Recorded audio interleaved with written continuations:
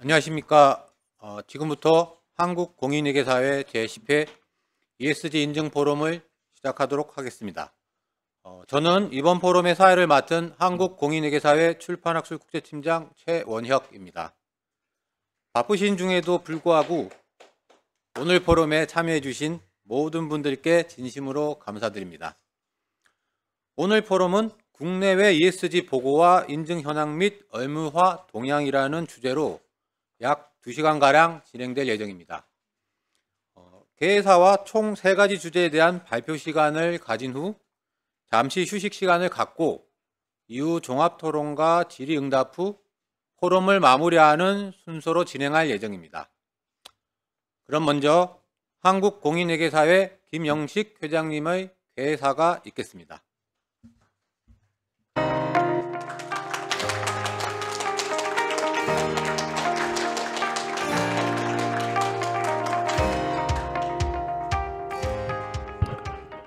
여러분 안녕하세요. 한국회장 김영식입니다. 제가 어느덧 그 공인회계사 회장을 맡은 지 4년이 지났습니다. 그래서 6월 19일자로 이제 마지막 떠나게 되었는데요.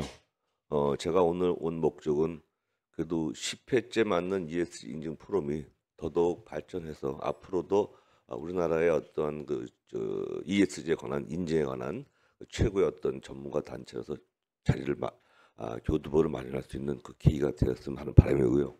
마지막으로 여러분께 인사로 왔습니다. 자, 인사 말씀을 드리도록 하겠습니다. 우선 바쁘신 가운데 귀한 시간을 내어 오늘 포럼에 참석해 주신 모든 분들께 감사의 말씀을 드립니다.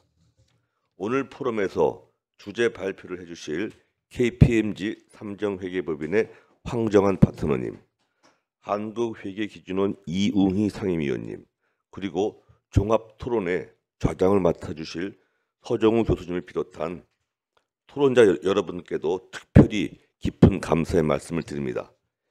2022년 4월에 시작한 한국공인회계사회 ESG 인증 포럼이 많은 분들의 관심과 성원 덕분에 어느덧 10회째를 맞이했습니다. 전 세계적으로 ESG 정보의 공시 및 인증 업무에 중요한 변화들이 일어나고 있는 가운데 이번 포럼을 통해 회계업계와 다양한 이해관계자들이 ESG 전문가들과 의견을 나누고 지식을 공유하는 뜻깊은 자리를 마련할 수 있어 매우 뜻깊게 생각합니다. 귀빈 여러분, 본회에서 조사한 결과 코스피와 코스닥 상장사 중 299사가 ESG 보고서를 발간하고 있으며 이는 지난해보다 약 30% 증가한 수치입니다.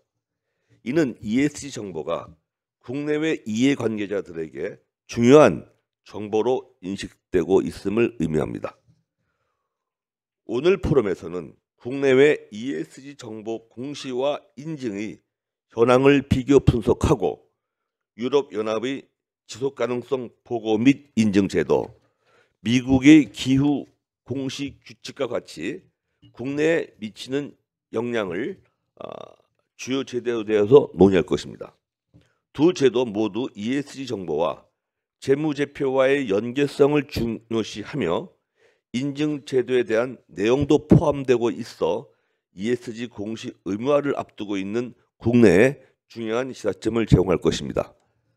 또한 지난 4월 말에 발표된 국내 지속가능성 공시 기준, 공개 체안의 주요 내용 및 향후 기준 확정 계획에 대해서도 공유하고 이해관계자 여러분들과의 의견을 듣고자 합니다. 이렇듯 오늘 포럼은 ESG 공시를 준비하는 기업들뿐만 아니라 정보 이용자와 정책 당국 등 ESG 정보 생태계 내의 다양한 참여자들에게 큰 도움이 될 것으로 기대합니다. 마지막으로 오늘 포럼이 국내 ESG 정보 공시와 인증의 실태를 점검하고 향후 ESG 공시 및 인증 제도의 방향성에 대해 생산성 있는 논의를 하는 자리가 되었으면 하는 바람입니다. 오늘 포럼에 참석해 주신 모든 분들께 다시 한번 감사의 말씀을 드립니다. 감사합니다. 네, 감사합니다. 다음으로 주제 발표의 시간을 갖도록 하겠습니다. 주제 발표는 중간에 쉬는 시간 없이 연속으로 진행하도록 하겠습니다. 먼저 고정현 한국공인회계사회 ESG 연구팀장님께서 국내 ESG 보고와 인증 현황을 발표하시고, 바로 이어서 황정환 삼정회계법인 파트너님께서 미국 SEC 기후 공시와 EU 기업 지속 가능성 보고 및 인증 의무화 동향과 국내 기업에 미치는 영향을 주제로 발표하신 후, 마지막으로 이웅희 한국회계기준원 상임위원님께서 국내 지속 가능성 공시 기준 공개 초안 주요 내용 및 향후 기준 확정 계획에 대해 발표해 주시겠습니다. 발표에 앞서 오늘 발표 자료는 우리의 홈페이지 ESG 자료실 게시판에 업로드하였으니 참조해 주시기 바랍니다. 주제 발표와 관련하여 질문 있으신 분은 이어서 있을 종합토론 시간에 질문해 주시기 부탁드립니다. Q&A 게시판에 질문을 남겨주시면 답변을 드리도록 하겠습니다. 그럼 이제부터 발표 시간을 가지도록 하겠습니다.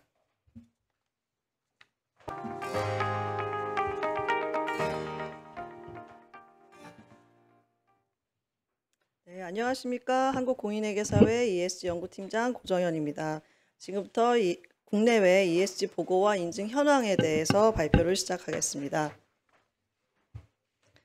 제 발표 순서는 보시는 바와 같이 조사 대상, 조사 항목, 보고서 발간 건수, 보고서 작성 기준, 인증 기관, 인증 기준, 온실가스 배출량 공시 및 인증, 보고 대상 기간 및 발행 시기에 대해서 이런 순서로 발표를 드리겠습니다. 이번 조사 대상은 코스피와 코스닥 상장사 약 2,500여 개사 중에 2023년에 ESG 보고서를 발간한 기업들을 대상으로 하였습니다. 보고서는 다트 전자공시 시스템과 홈페이지에서 검색해서 찾았고요. 조사 항목은 좀 전에 목차에서 보셨던 바와 같습니다. 네. 먼저 보고서 발간 건수를 살펴보겠습니다.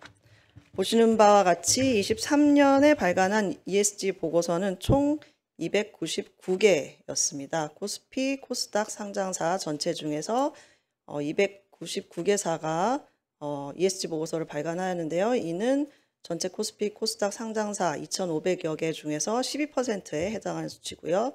코스피, 코스닥 상장사로 나눠서 봤을 때 코스피 상장사 중에서는 약 3분의 1 정도가 보고서를 발간하고 있었고, 코스닥은 약 3% 정도 발간하고 있습니다.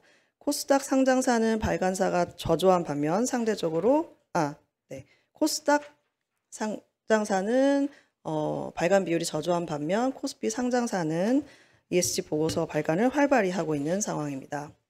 이를 보고서 발간 건수를 자산 규모별로 살펴보았을 때 이 표에서 보시는 바와 같이 총 자산이 2조 원 이상인 기업들 중에서 보고서를 발간하는 비율은 77%에 해당하였습니다. ESG 보고서를 발간하고 있는 기업들 중에 이제 자산 규모가 적은 기업들은 보고서 발간 비율이 적었고요. 자산 규모가 큰 기업들을 보면 전년보다도 오히려 발간 비율이 늘어나는 것을 보실 수가 있습니다. 소규모 기업들은 지속가능성 공시에 대한 관심과 준비가 미흡한 것으로 보여서 이들 기업을 위한 적절한 지원이 필요할 것으로 보입니다. 코스닥 상장사의 경우에는 발간 비율이 저조하긴 하지만 전년에 비해서 조금은 증가하는 추세입니다. 산업별로 살펴보았을 때는 정보통신업, 금융업, 사업시설관리, 사업지원 및 임대서비스업, 운수 및 창고업에서 높은 발간 비율을 보였습니다. 정보통신업의 경우는 전년보다 40%포인트 정도 늘어서 가장 크게 증가를 하였고요. 유가증권시장 상장 기업의 약 60%를 차지하는 제조업에서는 약 30% 정도의 기업들이 보고서를 발간하였습니다. 다음으로 보고서 작성 기준과 작성 기준별 인증 비율을 살펴보겠습니다. 대다수의 기업에서 GRI 기준을 작성 기준으로 사용하였고요. 그 다음으로는 TCFD 프레임워크와 SASB 기준을 작성 기준으로 사용했습니다. 이 두 기준, TCFD와 SASB 기준은 21년 초에 글로벌 최대 자산운용기업 블랙록이 피투자 회사들에게 보내는 연례서 안에서 TCFD 프레임워크와 SASB 기준에 따라 보고서를 작성할 것을 요구한 이후에 그 사용이 크게 증가하였습니다. TCFD 프레임워크는 국제 지속가능성 공시 기준, 유럽 지속가능성 보고 기준, 미국 SEC 기후 공식 규칙 등 주요 글로벌 공시의 토대가 되고 있고요. SASB 기준의 경우도 국제 지속가능성 공시 기준에서 참조하도록 되어 있어서 두 기준을 사용하는 기업들은 향후에 ESG 공시 의무화에 대응하기가 다소 수월할 것으로 예상해 볼 수 있겠고, 앞으로도 당분간 이 두 기준은 많이 사용이 될 것으로 예상이 됩니다. 주요 작성 기준별 인증 비율을 살펴보면 GRI에 따라서 보고서를 작성한 경우는 인증 비율이 높은 반면에 TCFD와 SASB에 따라서 보고서를 작성한 경우는 인증 비율이 저조한 것을 보실 수가 있습니다. ESG 보고서 전반에 걸쳐서 품질을 높이고 신뢰성을 높이기 위해서는 GRI 이외의 기준에 따라 작성된 정보들도 인증을 받도록 할 필요가 있겠습니다. 현재 지속가능성 보고서 작성 시에는 여러 개의 작성 기준이 사용되고 있는데요. 2019년 이전까지는 단일의 작성 기준을 사용한 경우가 많았던 반면에 2020년, 2021년에는 3개를 사용한 경우가 가장 많았고, 이제 가장 최근인 2022년, 회계년도로 2022년인 경우에는 4개 이상을 사용하는 경우가 더 많았습니다. 다수의 작성 기준 사용은 각 작성 기준을 보완하고 정보 이용자들에게 폭넓은 정보를 제공할 수 있다는 장점을 가질 수 있지만, 정보 이용자들에게 혼란을 줄 수 있으며 기업 입장에서도 많은 비용을 투입하게 되어 비효율을 가져올 수 있습니다. 이 문제를 해결하기 위해서 IFRS 재단 내 ISSB에서 2023년 6월에 국제 지속가능성 공시 기준인 IFRS S1 S2를 최종 확정하여 발표하였고, 호주, 일본, 캐나다 등 주요 국가와 국내에서도 IFRS S1 S2를 기준선으로 한 공시 기준을 제정 중입니다. 이로써 향후 기업들의 공시 부담이 완화되기를 기대해 봅니다. 네, 보시는 그 표와 그래프들은 세계 회계사 연맹 IPAC의 조사 결과인데요. 이 작성 기준 관련하여서는 국제적 추이도 국내와 유사한 것으로 나타났습니다. 인증 기관 현황을 살펴보도록 하겠습니다. 인증을 받지 않은 경우는 2022년 기준으로 약 10%입니다. 해서 지속가능성 보고서 발간 기업의 90%가 인증을 받고 있었습니다. 전년에 비해서 인증 비율이 이제 다소 떨어진 것은 지속가능성 보고서를 처음 발간하는 기업들의 인증 비율이 낮기 때문인 것으로 파악이 되었습니다. 그리고 국내의 경우에는 회계법인보다는 비회계법인의 인증기관에서 인증을 많이 하고 있습니다. 이를 해외 동향과 비교해 보겠습니다.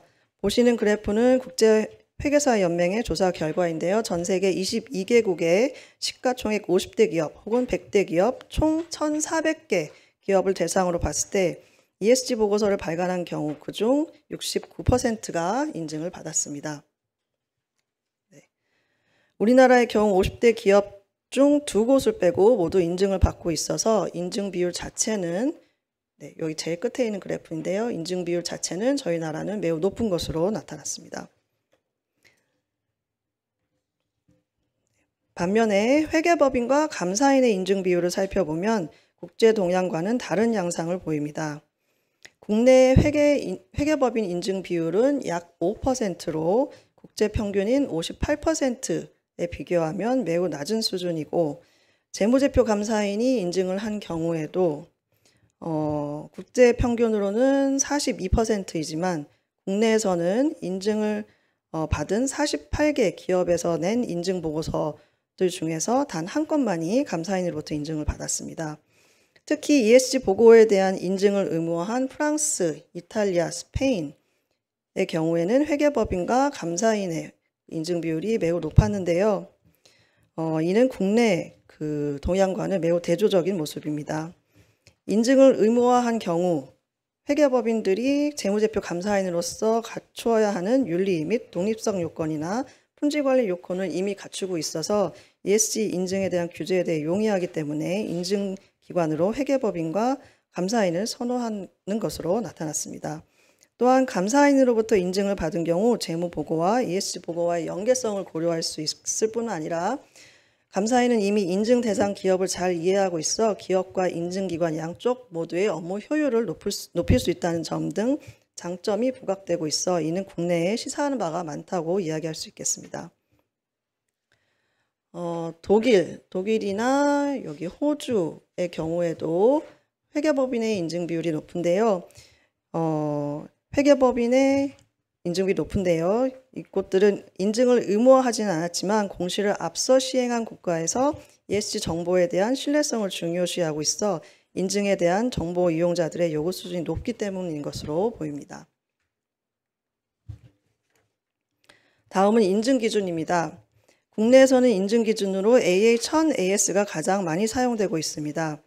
국제감사인증기준위원회인 IAASB에서 제정한 인증 업무 기준 ISA 3000 혹은 이를 국내에 도입한 KSA 3000을 사용한 경우는 9%에 해당하였습니다. 이는 글로벌 평균인 72%보다 매우 낮은 수준입니다. ISA 3000은 재무제표 감사인에게 요구한 수준의 독립성과 품질관리 규정 준수를 요구하고 있어 회계법인에서 많이 사용하는 인증 기준인데요. 국내에서는 회계법인 인증 비율이 낮기 때문에 이런 현상이 나타난다고 볼 수 있겠습니다. 현재 IAASB에서 지속가능성 업무를 위한 인증 기준인 ISSA 5000의 공개 초안을 발표하고 올 3분기에 확정할 예정이므로 향후에는 ISSA 5000에 따라 인증을 한 사례를 볼 수 있을 것으로 예상됩니다. 네, 다음은 지속가능성 정보 중 기후변화 관련 정보, 그 중에서도 핵심적이라고 할 수 있는 온실가스 배출량의 공시와 인증에 대해서 살펴보겠습니다. 대부분의 ESG 보고서에서 스콥 1과 스콥 2 온실가스 배출량에 대한 공시를 하고 있었고 스콥 3의 경우는 절반이 조금 안 되는 기업들에서 공시를 했습니다. 그리고 인증은 배출량 공시를 한 곳들 중에서는 스콥 3를 포함해서 대부분이 인증을 한 것으로 조사가 되었습니다. 측정 기준으로는 국내에서 온실가스 배출권 거래제나 목표 관리제 대상 기업들이 환경부 기준을 많이 사용한 것으로 조사되었고 그 다음으로는 국제 기준에서 많이 요구하는 GHG 프로토콜을 많이 사용하는 것으로 조사되었는데요. 측정 기준을 언급하지 않은 곳들이 훨씬 많아서 이 부분은 향후 공시에서 개선이 필요한 부분인 것 같습니다. 국제적으로 봤을 때는 스콥 1과 2 모두 인증을 받는데 스콥 3는 60% 정도 인증을 받았습니다. 스콥 1과 2는 국내나 국제적으로나 인증 비율이 모두 높지만 국내는 스콥 3 인증 비율이 국제 동향보다는 국제 추이보다는 더 많이 인증을 하는 것으로 나타났습니다. 보고 기간과 발행 시기를 살펴보겠습니다. 보고 기간은 대체로 1년으로 재무제표와 동일하였습니다. 발행 시기는 72%가 6월에서 7월 사이에 보고서를 발간하였습니다. 전년에는 8월까지도 보고서를 발간하는 기업들이 많이 있었는데요. 23년에는 한 달 정도 앞당겨진 것으로 보입니다. 이는 평가기관의 평가 시기와 맞물려 있는 것으로 파악되었습니다. 사업보고서를 제출하는 시기인 3월 이내에 보고서를 발간하는 경우는 3건 있었고 8월 이내에 보고서를 발간하는 경우는 85%였습니다. 재무보고와의 동시보고를 위해서는 아직 노력이 많이 필요한 것으로 보입니다. 해외 사례를 보면 ESG 보고서에 대한 공시를 앞서 시행한 유럽연합에서 발행 시기가 사업보고서 발행 후 5일 이내여서 재무보고와 거의 동시보고가 이루어지는 것으로 보입니다. 재무제표와 동시보고가 처음에는 어려울 수 있겠지만 궁극적으로는 불가능한 것은 아닌 것 같습니다. 어려움과 문제점들을 잘 해결한다면 국내에서도 동시보고를 이룰 수 있을 것으로 기대합니다. 여기까지 국내 ESG 보고와 인증 현황을 해외 동향과 비교하여 말씀드렸습니다. 지금까지 말씀드린 정보를 포함하여 더 많은 정보는 저희 홈페이지 ESG 자료실에 업로드하였으니 필요하신 분들께서는 참고해 주시기 부탁드립니다.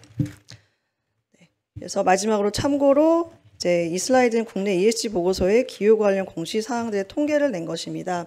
IFRS S2에 나와 있는 산업 전반 지표 그리고 기후 관련 목표들 그리고 재무적 영향, 시나리오 분석에 대해서 저희 기업들이 얼마나 공시를 하고 있는지 살펴본 것인데요.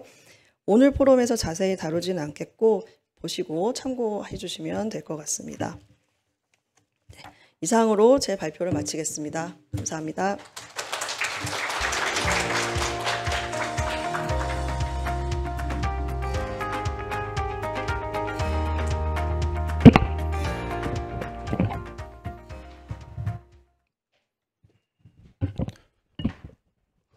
반갑습니다. 저 삼성회계법인의 황정한 상무입니다. 앞선 발표에 의해서 제가 드릴 말씀은 그 미국과 유럽의 보고와 인증 동향 그리고 국내 기업에 미치는 영향에 대해서 말씀을 드리도록 하겠습니다. 제 발표 순서는 우선 미국 기준에 먼저 말씀을 드리고요. 두 번째는 유럽 기준, 그리고 마지막으로 국내 시사점에 대해서 말씀을 드리는데요. 그 미국 기준 같은 경우는 국내에 적용되는 기업이 많지가 않아가지고 상대적으로 보고 내용이 많이 알려져 있지 않아서 보고 내용 중심으로 말씀을 드리고, 유럽 같은 경우는 이제 공식 기준이 현재 진행이 되고 있어서 인증 동향 중심으로 좀 말씀을 드리도록 하겠습니다. 첫 번째 SEC에 대한 동향입니다. SEC가 22년 3월에 초안이 나온 이후에 올해 3월, 6월에 확정이 되었습니다. 네, 확정이 된 이후에 상당히 완화된 기준이 나왔다라고 이렇게 얘기가 되고 있고요. 이로 인해서 그로부터 일주일 후에 그 소송이 많이 걸리게 되고, 또 25개의 주가 소송을 걸고, 한편에서는 SEC가 이걸 제정할 권한이 없다라는 이유로, 또 한편에서는 너무 완화됐다라는 이유로 해서 소송이 걸리고 유보가 됐었습니다. 그리고 그 소송건이 병합이 되면서 유보가 해제가 되고, 그 지금 현재 SEC는 자체적으로 그 시행을 유보한 상태입니다. 이 유보한 이유 자체는 SEC가 이 기후 법안을 포기하겠다라는 의미가 아니라 앞으로 물러서지 않겠다, 우리는 해당되는 권한을 충분히 가졌었고 앞으로 더 강하게 추진하겠다라는 의지를 갖고 있기 때문에 지금 현재 있는 상황에서 봤을 때 불확실성이 있긴 하지만 기업들이 준비를 해야 되는 상당한 시사점은 있다고 생각합니다. 그래서 기후 법안에 대해서 말씀을 드리면, 기후 법안은 크게 세 덩어리로 되어 있습니다. 세 가지 요구사항인데 이 위치가 굉장히 중요합니다. 기후 법안은 일반적으로 재무제표를 다루고 있는 SX 규정하고 일반 공시를 다루고 있는 SK 규정을 개정을 했습니다. 그래서 각각에 대한 위치를 담고 있는데요. 이 위치가 중요한 이유는 이 재무제표에 포함이 되는 경우에는 외부 감사의 대상이 된다라는 측면에서 이 위치가 굉장히 인증에서 시사점을 주고 있고요. 우선적으로 보면 그 재무제표에 포함되는 부분에서는 특정 공시라고 해서 재무제표 주석으로 포함이 되도록 되어 있습니다. 또 하나는 두 가지가 있는데, 저희가 TCFD와 같은 형식으로 공시하고 있는 항목이 하나가 있고, 두 번째는 온실가스가 있습니다. 그래서 크게 세 가지로 되어 있고요. 인증하는 수준을 본다고 하면, 재무제표에 포함이 된다고 하면 걔는 통합감사로 가는 부분들이고요. 연차보고서에 포함되고 있는 TCFD 같은 경우는 인증을 요구하고 있지 않습니다. 그래서 인증의 관점으로 본다고 하면 온실가스 인증이 해당된다, 이렇게 말씀을 드릴 수가 있겠습니다. 첫 번째로 이제 재무제표 특정 항목에 대해서 좀 말씀을 드리면 크게 세 가지가 있습니다. 크게는 두 가지가 있고요. 첫 번째는 심각한 기후 이벤트 및 기후 자연 조건, 즉 물리적 위험에 관련된 내용이 있고요. 두 번째는 이제 재생에너지를 사용하는 부분에 대한 공시, 두 가지로 구분이 됩니다. 첫 번째 같은 경우는 이제 기후 관련돼 있는 위험, 그러니까 물리적 위험만 되어 있고 여기서 전환 위험은 삭제됐습니다. 그래서 물리적 위험에 관련돼 있는 부분에 있어서 뭘 추정하라는 얘기가 아니라 현재 재무제표에 발생됐던 지출 금액, 그 금액들이 수익적 지출이 될 수도 있고 자본적 지출도 될 수 있습니다. 그런 지출들을 구분을 해서 주석으로 보여주라는 얘기고요. 또 한 가지는 이 재무적 추정치라고 나와 있는데, 해당되는 내용 자체가 지금 발생된 지출 비용 중에서 얼마만큼 되느냐를 보이기 때문에 미래 추정을 하는 것이 아닙니다. 그래서 요거를 잘못 하시면 안 되는 게, 재무적 추정치라고 하는 거는 미래를 추정할 때 쓰는 게 아니라 이와 같은 지출이 지금 재무제표의 가정에 어떻게 영향을 미쳤냐라는 내용들을 공시하는 것이다. 예를 들면 이러한 지출에 대한 내용들이 내용 연수를 줄여놨고 그래서 감가상각비가 늘었다, 뭐 이런 식의 이제 내용을 자세하게 설명하라는 얘기고요. 두 번째는 굉장히 이제 직관적으로 알 수 있습니다. 이 부분은 이제 재생에너지나 REC 같은 걸 구입하게 됐을 때 그것이 이제 기초 금액이 얼마만큼 갖고 있었고 얼마만큼 사용했고 또 얼마 구입했고 또 기말이 얼마 남았다, 이런 내용인데요. 이게 이제 내용으로 보면 좀 복잡해 보이지만 예를 보면 첫 번째 보면 이제 과거에는 이제 전환 위험과 물리적 위험을 구분을 해서 하도록 되어 있었는데 수익적 지출, 자본적 지출이 명확하기 때문에 수익적 지출과 자본 지출 내에서는 구분 자체는 재무제표냐, 손익계산서냐, 재무상태표냐 이렇게 일단 구분을 하고요.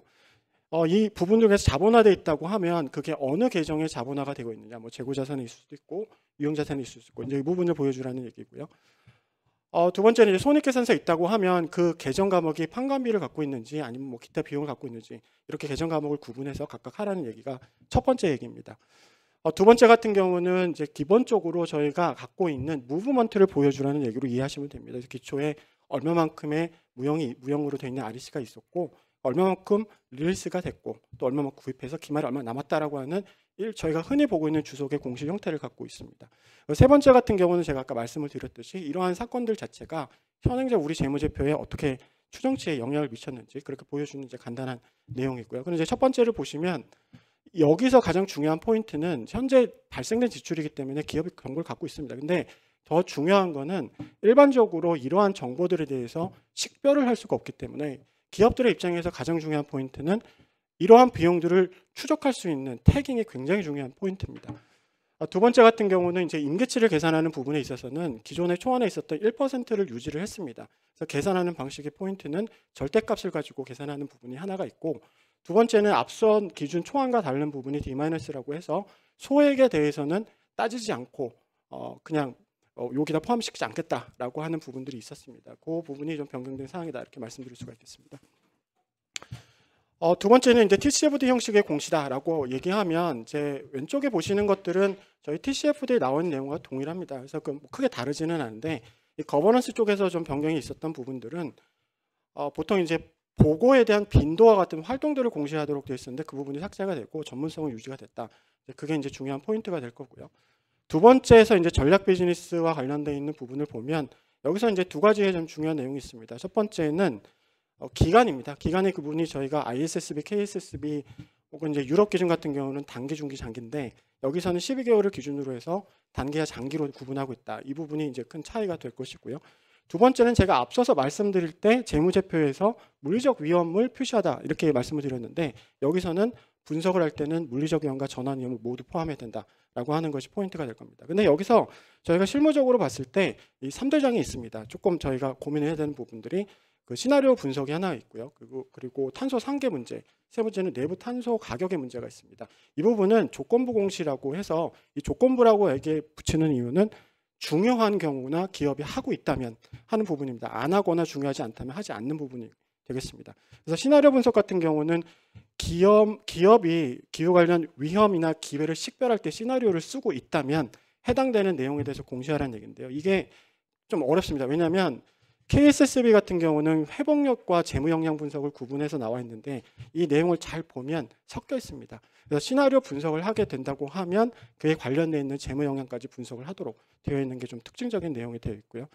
탄소 상계 같은 경우나 내부 탄소 같은 경우도 기업이 활용하고 있다면 하는 부분이 되겠습니다.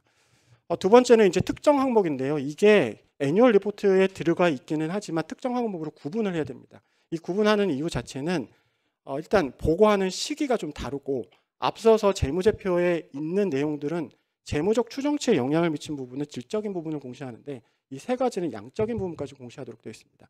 이 세 가지는 별도로 구분을 해서 알고 계셔야 되는 내용이고요. 이게 크게 보면 기후위험 완화하고 적응, 전환계획, 목표 이렇게 되어 있는데 이게 크게 보면 내용을 잘 보면 간단합니다. 첫 번째는 기후위험을 완화하고 적응하는 것은 실제로 기업의 비즈니스 모델에 반영을 하고 있느냐라는 얘기고요. 두 번째는 그러한 전환 계획이 실제로 수립이 됐고 어떠한 목표와 지표를 갖고서 관리하고 있느냐. 그러니까 세 가지로 이제 이해하시면 됩니다. 근데 이제 이 부분에서는 두 가지가 중요한데요. 첫 번째는 이 세 가지에 대해서는 질적인 부분 외에 양적인까지 공시를 해야 된다라는 부분이 하나의 중요한 부분이 될 것이고요. 두 번째는 여기에 보면 이제 색깔별로 이렇게 도형이 되어 있는 부분이 있는데요. 이 부분에 있어서는 미래에 대한 추정치와 관련되어 있는 부분에 있어서는 세이프 하워 조항이 부여가 돼 있다라는 부분이고요. 이 녹색과 관련된 부분은 중요한 부분. 나머지 세 가지에 대해서는 양적, 질적인 정보를 모두 공시해야 된다라고 하는 부분이 중요한 사항이 되겠습니다. 마지막으로 온실가스 배출량입니다. 온실가스 배출량이 이번에 큰 개정이 됐던 내용 중에 하나가 일단 스콥 3가 제외가 됐고요. 그 스콥 1, 2도 그러니까 상장 대기업이나 상장 중기업만 대상으로 하고 있고 또 스컵 1, 2가 중요한 경우만 이제 공시하도록 되어 있다라고 해서 이 부분이 이제 크게 변경된 사항이다. 이렇게 이제 그게 중요한 포인트가 될 것이고요.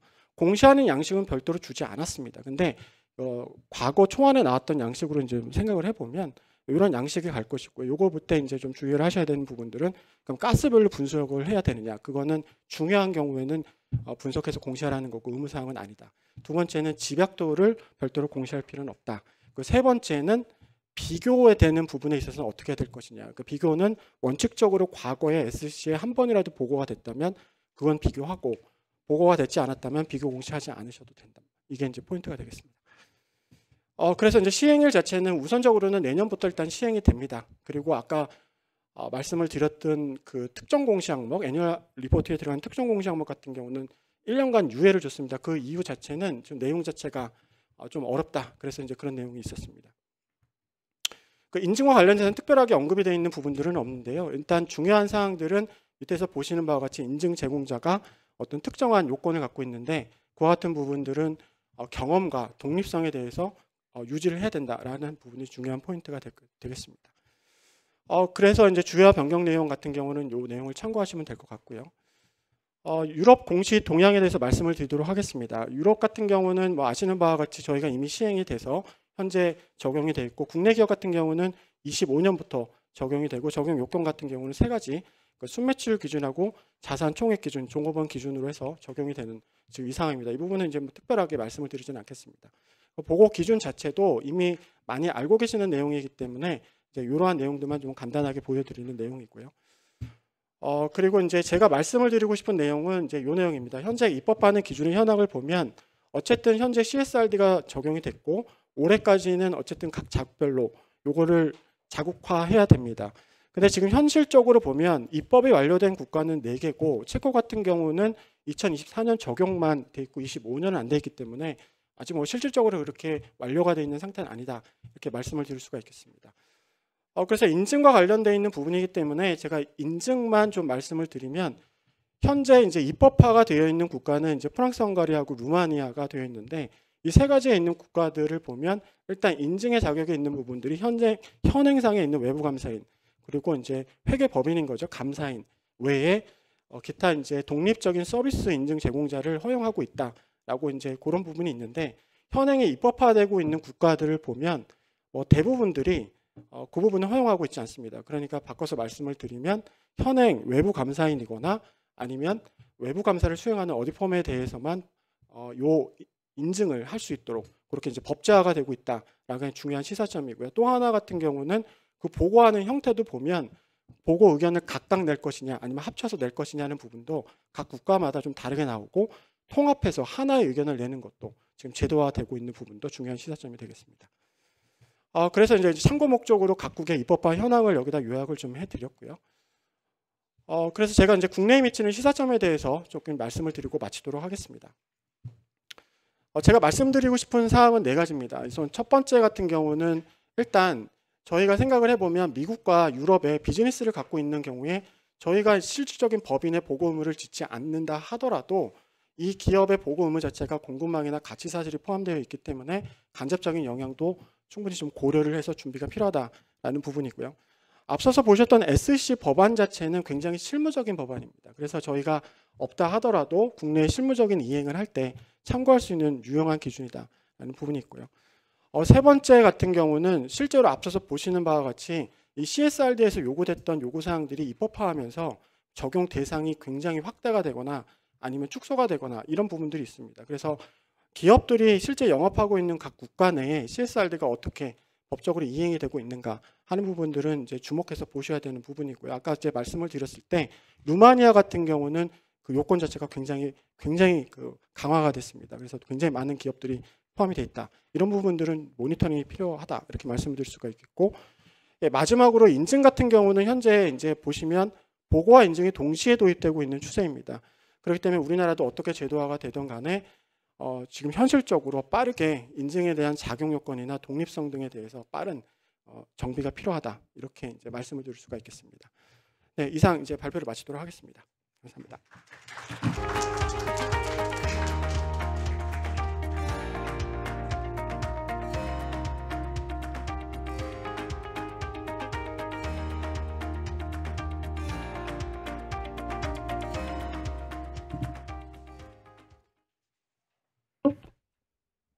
네, 안녕하세요. 회계기준원 이용희입니다. 반갑습니다. 네, 우선 이 좋은 자리 마련해 주신 한국공인회계사의 그 회장님이랑 이하 관계자분들 감사드리고, 보니까 벌써 10회라고 써져 있더라고요. 이 두 자릿수까지 무슨 동일한 좀 주제로 계속해서 이벤트를 진행한다는 거는 정말 대단한 일이거든요. 그래서 옆에 계신 뭐 고 팀장님이나 다른 분들 고생 많으신 것 같아서, 그러면서도 또 좋은 정보들이 다 쌓여가는 것 같아서 참 좋습니다. 오늘 제가 말씀드릴 사항은 저희 얼마 전 4월 30일에 발표한 국내 지속가능성 공시 기준 초안 내용이랑 향후 계획인데, 솔직히 공시 기준이 200페이지가 넘거든요. 그리고 그 안에서 무수히 좀 고민해야 되고 논의해야 될 사항들도 많습니다. 그거를 15분 안에 하기에는 불가능해서 내용 중에서 우리가 왜 이런 결정을 했고, 이런 결정들이 어떻게 분류되어 있고, 각 분류별로 우리가 결정한 내용이 갖고 있는 의미가 무엇인지, 시사점이 무엇인지, 이런 하이레벨 수준의 좀 설명을 드리고 향후 계획에 대해서 말씀드리겠습니다. 국제 동향을 얘기할 수밖에 없는데요. 우선 앞에서 황정환 상무님이 자세히 얘기해 주셨던 EU와 SEC 빼고도 많은 국가에서는 이미 지속가능성 관련 정보 공개의 제도 그리고 기준에 대한 개발을 진행 중이거나 완료하였습니다. 특히 여기를 보시면 크게 세 가지로 이렇게 좀 분류화시킬 수 있을 건데, 첫 번째, 모든 지속가능성 주제를 다루고, 그 다음에 이중중요성을 다루고, 그 다음에 이미 제도도 완성해서 빠르게 시행하고 있는 유럽, 가장 먼저 앞서 나가고 있다고 볼 수 있죠. 유럽 기준. 그리고 기후만을 다루고 재무제표의 일부 사항을 담고, 아까 황 상무님이 말씀해 주셨듯이 현재 가장 전 세계적으로는 가장 기후 관련 최소한의 정보만 다루고 있는 미국, 그 다음에 한국을 포함한 나머지 국가들은 그래도 ISSB 기준이라는 국제 기준을 기반으로 각 국가별로 특성을 반영해서 기준을 만들고 있습니다. 이러한 이유 자체가 기본적으로 이 각 국가에서 자본시장에서 나오는 정보의 글로벌 정합성을 달성하기 위해서인 거고요. 이를 통해서 작성하는 기업들의 이중 부담도 해소하게 되고, 글로벌 투자자 입장에서도 비교 가능성을 높일 수 있을 거라 기대되기 때문입니다. 보통 저희가 이제 기준 나왔을 때 뉴스 신문 기사가 계속 나오거든요. 오늘도 나오고 어제도 나오고. 비판 기사는 똑같습니다. 언제 하는지 얘기 안 했다. 누가 하는지 얘기 안 했다. 인증 수준 얘기 안 했다. 스콥 3 중요사항 뺐다. 스콥 3 중요사항 뺀 거는 비판을 달게 받죠. 보통 다른 나라 보면 기준을 발표하면서 제도 내용을 같이 발표했습니다. 제도 관련 사항들은 결국에는 정부에서 결정할 사항이고, 관련 법규 개정이나 아니면 기본적인 뭐 인증 얘기까지 포함되는데, 우리나라는 아직 기준 내용만 나왔거든요. 그러다 보니까 기업들 입장에서는 좀 뭔가 클리어한 그 정부 제도 차원의 메시지가 나오지 않아서 좀 불확실성이 크다라고 계속 얘기해 주시는 거고, 충분히 이해합니다. 다만 우선은 기준 내용이 시작점이라고 보고요. 기준 내용에 대한 의견을 듣고 각 의견을 바탕으로 제도 내용도 빠르게 수립될 수 있기 때문에 이 내용을 빠르게 분석해서 그 금융위뿐만 아니라 정부 유관기관들이랑 계속해서 논의해서 최종 기준 나올 때쯤에는 좋은 로드맵이 나올 수 있도록 저희도 적극 지원할 예정입니다. 물론 결정은 정부가 합니다. 저희가 하는 게 아니라. 이렇게 보시면 뭐 많이들 이미 완성되어 있죠. 근데 여기서 하나 특색이 있는 것은 뭐 중요성 관점에서 이중중요성 쓰는 거는 유럽밖에 없고요. 물론 중국 거래소가 이중중요성이라고 얘기하지만 중국 재무부랑 얘기해 보면 거래소 지침은 자기들은 기준으로 안 본답니다. 거래소에서 자발적인 지침을 내놓은 거고요. 다만 Ministry of Finance, 중국 재무부에서는 이거를 기준화 시키려는 노력을 할 거고, 이때 어떤 방향성으로 가져갈지는 아직 결정하지 않았다고 합니다. 그리고 기후만 하고 있는 국가가 있죠. 미국 말고 하나 더 있습니다. 호주, 뉴질랜드. 두 개 국가인데 그냥 호주, 뉴질랜드라고 할게요. 근데 이 국가들이 지금 공개차원을 발행하고 나서 엄청난 비판을 받고 있습니다. 왜 기후만 하고 있냐고. 그래서 최종 기준 때는 어떻게 될지 모르겠고요. 그 나머지는 기후의 나머지 주제들도 좀 다루고 있고요. 스콥 3 부분에 대해서는 요구하는 데가 있고 요구하지 않는 부분은 곳은 딱 하나 있습니다. 미국. 이러한 상황에서 저희도 이제 공개 초안을 냈습니다. 저희가 공개 초안을 낼 때 가장 중요한 게 고려했던 것은 왜 기업들이 의무적으로 이 정보를 자본시장에 공개해야 되는가입니다. 이것에 대한 그 질문에 대한 답을 갖고 나서 야 기준에 대한 목적이 나오고 저희가 흔들림 없이 요구사항들을 정할 수 있거든요. 결국에는 저는 투자자 보호 쪽이었고요. 자본시장 내 투자 의사결정에 유용한 지속가능성 관련 정보 제공, 이것이 목적입니다. 이를 통해서야만 저희가 뭐 흔히 얘기하는 기후채, 뭐 전환금융, 녹색금융, 연기금 투자, 아니면 뭐 수많은 자본시장의 기관, 개인들 투자 자금들이 이 저희가 만든 기준을 바탕으로 한 지속가능성, 고품질 지속가능성 정보를 토대로 조금 효율적으로 배분돼서 시장 실패도 막고 이 지속가능성 관련 이 사안들을 잘 다루고 있는 기업들에게 아주 성공적으로 배분돼서 이게 기업 가치 제고뿐만 아니라 자본시장의 경제 발전에 기여할 수 있다고 보기 때문에 이 목적을 계속 가져가고 있습니다. 다행인 것은 저희가 이 공개처안 내고 나서 많은 아웃리치들을 하고 있는데 지난번 포럼 때도 그랬고 6월에 이제 투자자 간담회도 하고 있는데요. 투자자 입장에서 분명히 유용성은 확인되고 있습니다. 다만 이제 글로벌 투자자와 우리나라 투자자는 약간 다릅니다. 온라인 방송이라서 투자자분들이 보고 화낼 수도 있는데 국내 투자자들이 글로벌 투자자는 딱 이렇게 얘기합니다. 우리 이 정보 필요하고 이걸 통해서 투자할 거니까 정보를 줘. 그래서 ISSB를 만들어 버렸습니다. 우리나라 투자자들은 이렇게 얘기합니다. 이 정보를 주면 보고 투자할게. 약간 이 애티튜드가 다르죠. 굉장히 적극적이고 소극적이고. 그러나 의미는 같습니다. 이 정보를 바탕으로 투자 의사결정을 할 수 있다. 입니다. 그렇기 때문에 저희는 투자자의 정보 유용성을 하겠다 생각하고 그 다음에 국제정합성을 맞추기 위해서 ISSB 기준을 쓰기로 했으니까 그럼 마지막 남은 거는 이 기준이 우리나라 자본시장에 탑재될 수 있느냐, 기업들이 과연 준비가 됐느냐. 이 준비의 의미는 기업들이 이 기준을 바탕으로 신뢰성 있는 좋은 정보를 현재 상태에서 내줄 수 있느냐. 그러면 지금 현재 상태 준비가 되지 않았다면 언제 준비가 돼서 좋은 정보를 자본시장에 보여줄 수 있느냐. 이게 그냥 한마디로 수용 가능성입니다. 그래서 저희는 국제정합성을 갖추되 국내 수용 가능성을 고려한 기준을 제정하기 위해서 ISSB 기준을 기반으로 국내 기업들 위주로 많은 아웃리치를 수행하였었습니다. 그 결과 나온 게 이 기준서입니다. 이 기준서가 세 가지로 구성되어 있는데요. 우선은 ISSB 기반으로 했으니까요. 1호 일반 요구사항이랑 2호 기후 기준이고 101호라는 게 이제 특이하게 들어갔는데요. 정책 목적을 위한 고려사항입니다.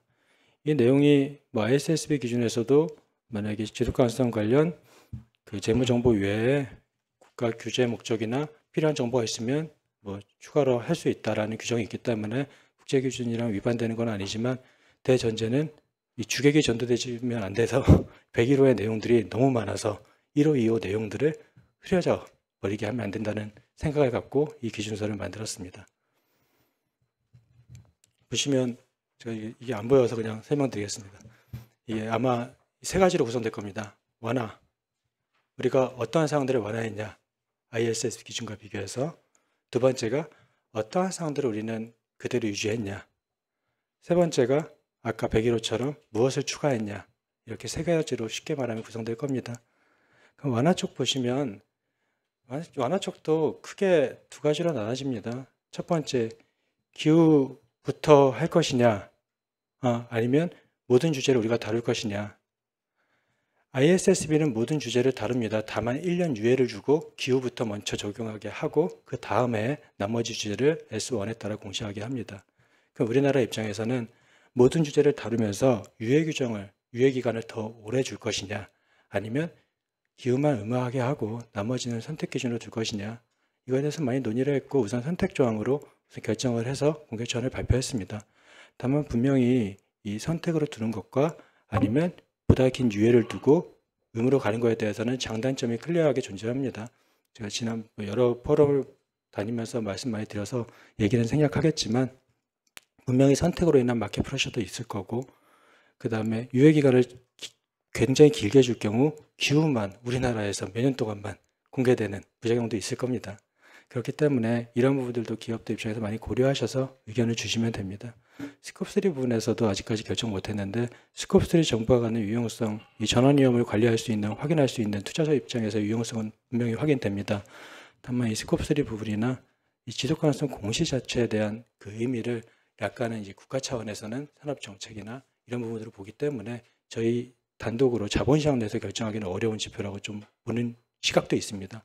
그렇기 때문에 좀 더 많은 논의가 필요하다고 보고 있고요.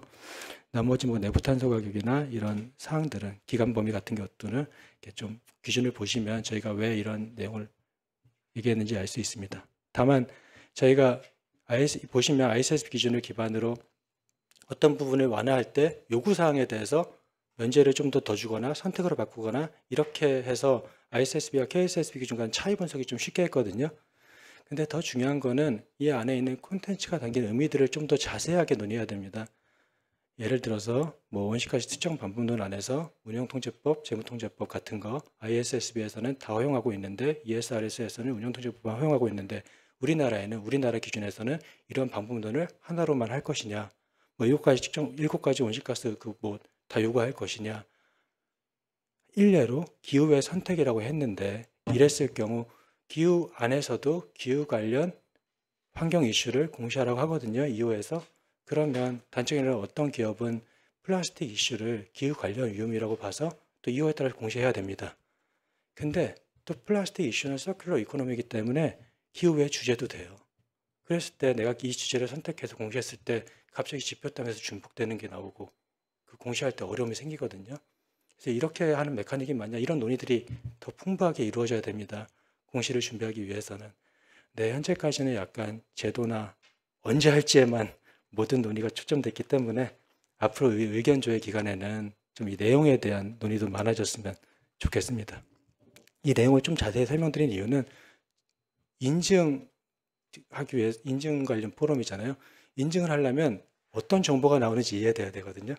이 정보가 뭔지, 이 정보의 속성이 뭔지, 이게 미래지향적 정보를 얘기하는지, 과거 지표를 얘기하는지, 과거 지표 얘기하면 뭐 프로세스를 보는 인증이 필요한지, 미래지향적 정보에서는 무슨 인증이 필요한지, 보고서 전체를 얘기할 건지, 지표 하나하나를 얘기할 건지, 이런 인증을 얘기하기 전에 이 정보에 대한, 우리 기준이 갖는 제공하는 정보에 대한 이해가 무조건 먼저 이해돼야 됩니다. 그렇기 때문에 인증 논의도 뭐 제도적 논의에 대한 얘기도 있겠지만 이 기준 논의 과정에서도 충분히 논의가 이루어졌으면 좋겠다라는 생각입니다.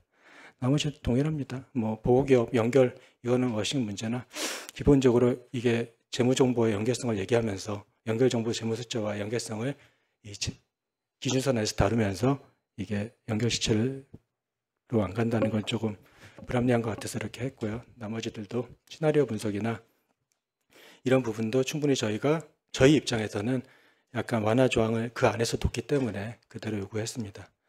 이 일례로 이 연결 범위도 마찬가지입니다.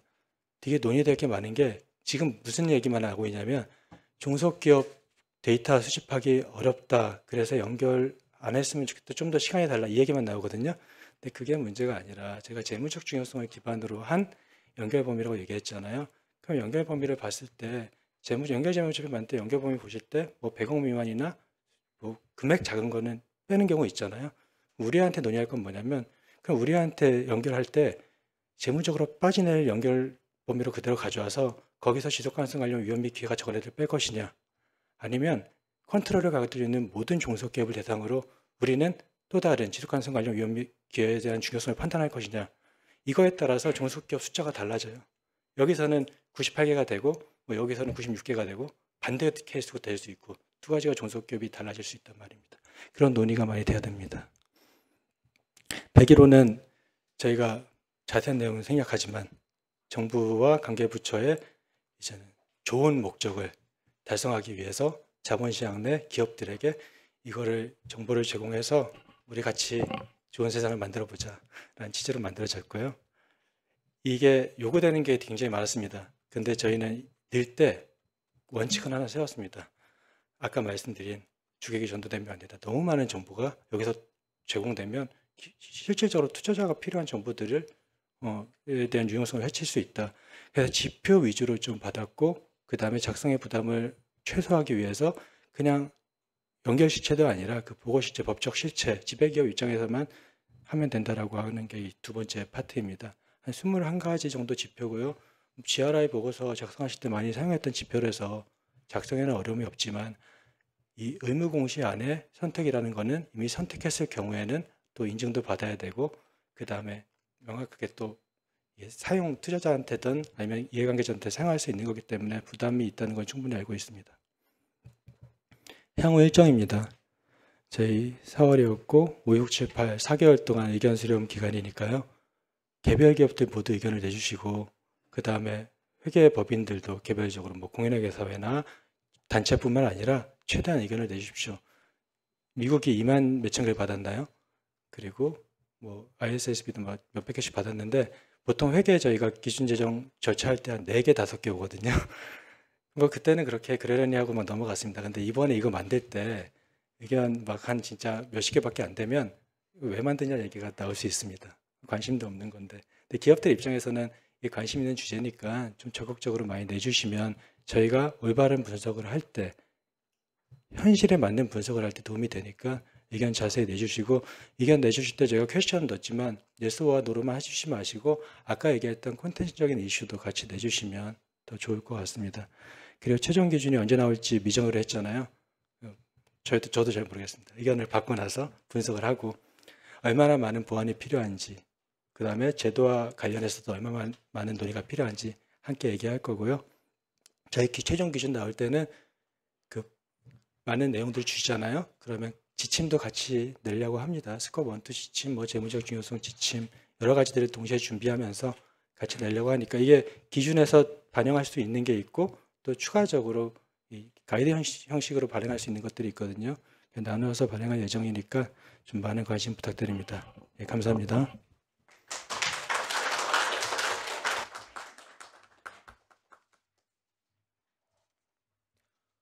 네, 감사합니다. 그럼 이상으로 주제 발표를 모두 마치도록 하겠으며 약 10분간 휴식 시간을 가지도록 하겠습니다.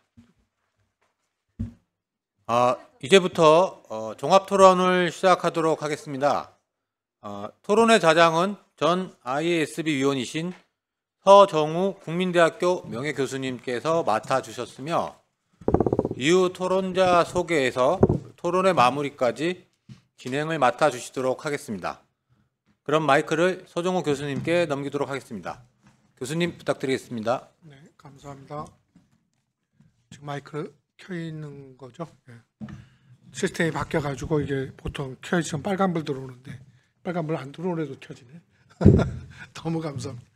새로운 기술 ESG 덕분인가 이거? 기술이 점점 업그레이드 되는 기분입니다. 오케이, 오늘 그 ESG 인증 포럼 10회 아까 우리 김영식 우리 한국공인회계사 회장님이 말씀하셨듯이 이게 제가 시작을 아마 1회 때부터 제가 참여했던 것 같아. 1회 때부터 참여해서 지금 10회 3년 동안에 10회가 됐는데 한국공인회계사 회는 3년 동안 꾸준히 지속적으로 요 인증 포럼을 개최해 와서 나름대로 아까 우리 이용희 저희 부위원장님 말씀한 대로 이쪽 분야에 대한 지식을 빈틈없이 다 잘 준비를 해서 지난번에 우리 회계기준원의 이한상 원장님이 한 말씀하셨는데 공시기준이나 뭐 인증기준 쪽은 잘 준비가 돼가고 있는 것 같은데 지금 다른 제도나 다른 그 부분은 지금 준비가 잘 안 되고 있다라는 그런 인터뷰를 한 것도 봤고 또 우리 각 여기 언론 기자분님들 많이 오셨는데 언론에서도 굉장히 비평적인 기사들을 많이 쓰고 있어서 저는 아주 우리나라가 건전한 지금 발전 과정을 좀 부족하지만 발전 과정을 지금 추진되고 있는 게 아닌가. 그래서 오늘도 이제 10회 포럼을 하면서 지금까지 한 거에 대한 어떤 현황을 한번 다 평가를 해보고 현재 상황에서 또 국제적으로 국내적으로 우리가 뭔가 더 해야 될 것이 무엇인가에 대한 그 방향을 모색하는 아주 중요한 기회라고 생각이 됩니다. 그래서 이미 앞에서 세 분이 현황에 대한 또 방향보다는 좀 현황 또 우리 그 공개 초안에 대한 공시기준의 공개 초안에 대한 어떤 내용에 대한 의견을 적극적으로 개진해달라는 그런 방향. 거기에 또 근본적으로 제 생각에는 진짜 각 이해관계자들 특히 기업들한테 얼마나 이것이 효익이 있는지 자기들이 부담해야 될 코스트는 뭔지 또 이것이 그 기업이 그 아까 우리 공시 대상 기업을 아직 정하지 못했는데 정부에서 민감하게 받아들이고 있으니 사실 공시 대상 범위를 설정 안 하고 공시 기준을 만드는 거는 논리적으로 사실은 뭐 아무것도 없이 그냥 정하는 거기 때문에 제가 굉장히 조금 우려가 되긴 돼요. 누가 할 것인지를 알아야 공시 기준을 적절한 공시 기준을 정하지 않을까. 근데 물론 회계 기준원의 그 서스테이너빌리티 그 스탠다드 보드 자체도 뭐 지금 현재 이게 워낙 정치적 이슈고 사회적 이슈이기 때문에 그런 어려움이 있는 것 같습니다. 그래서 아무튼 가상의 그 보고 대상을 가정을 하고 누가 될 거는 사실 우리가 대부분 알고 있기 때문에 그래서 여기 우리 오늘 토론자 부신도 그런 한계점이 있지만 자기가 속한 분야에서 자기들의 그 의견을 지금까지 현황과 방향에 대한 내용을 좋은 의견을 주시면 감사하겠습니다. 그래서 일단은 6분의 그 토론자가 나오셨습니다. 그래서 토론자분에 대해서 시간이 없는 관계로 일단은 한 분 한 분 발표할 때마다 소개를 드리겠습니다. 일단은 첫 번째 토론자로는 우리 권성식 한국표준협회 ESG 경영센터장께서 약 6분 네. 이내에서 해주시면 좋겠습니다. 그럼 진행해 주시죠. 네, 감사합니다. 한국표준협회 ESG 경영센터장 권성식입니다. 네, 우선 제가 이 자리에 와서 그 세 분의 좋은 강의를 들을 수 있어서 우선 귀중한 시간이 되었다는 점 먼저 말씀드리고요. 이런 기회를 주신 한국공인회계사회에 다시 한번 감사 말씀드립니다. 저는 그 세 가지의 좀 관점에서 좀 말씀을 드리고자 합니다. 지금 발표해 주신 그 내용 자체가 너무 잘 정리되어서 좋았는데 다만 또 다른 그 인증기관의 또는 관점에서는 또 어떻게 비춰질 수 있는지에 대한 부분이라고 보시면 될 것 같습니다.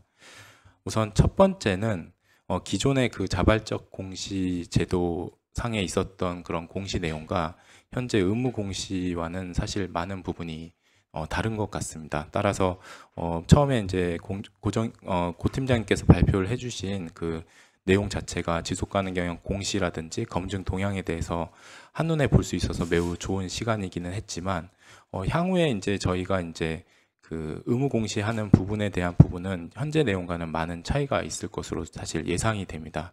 예를 들어서 현재는 GRI 표준을 기반으로 한 자발적 공시 내용이 많지만 향후에는 그 ISSB를 기반으로 하고 있는 KSSB 공시 기준에 따른 공시 내용이 될 것이고 따라서 이를 바탕으로 보았을 때 실제 현재 자발적 공시를 하는 기업 중에서 의무화되는 사항을 충분하게 이행할 수 있는 기업이 어느 정도 될지 이런 부분에 대한 부분은 조금 더 검토가 필요할 것으로 생각이 되고 이런 부분을 좀 연구하면 좋을 것 같다는 생각이 들었습니다.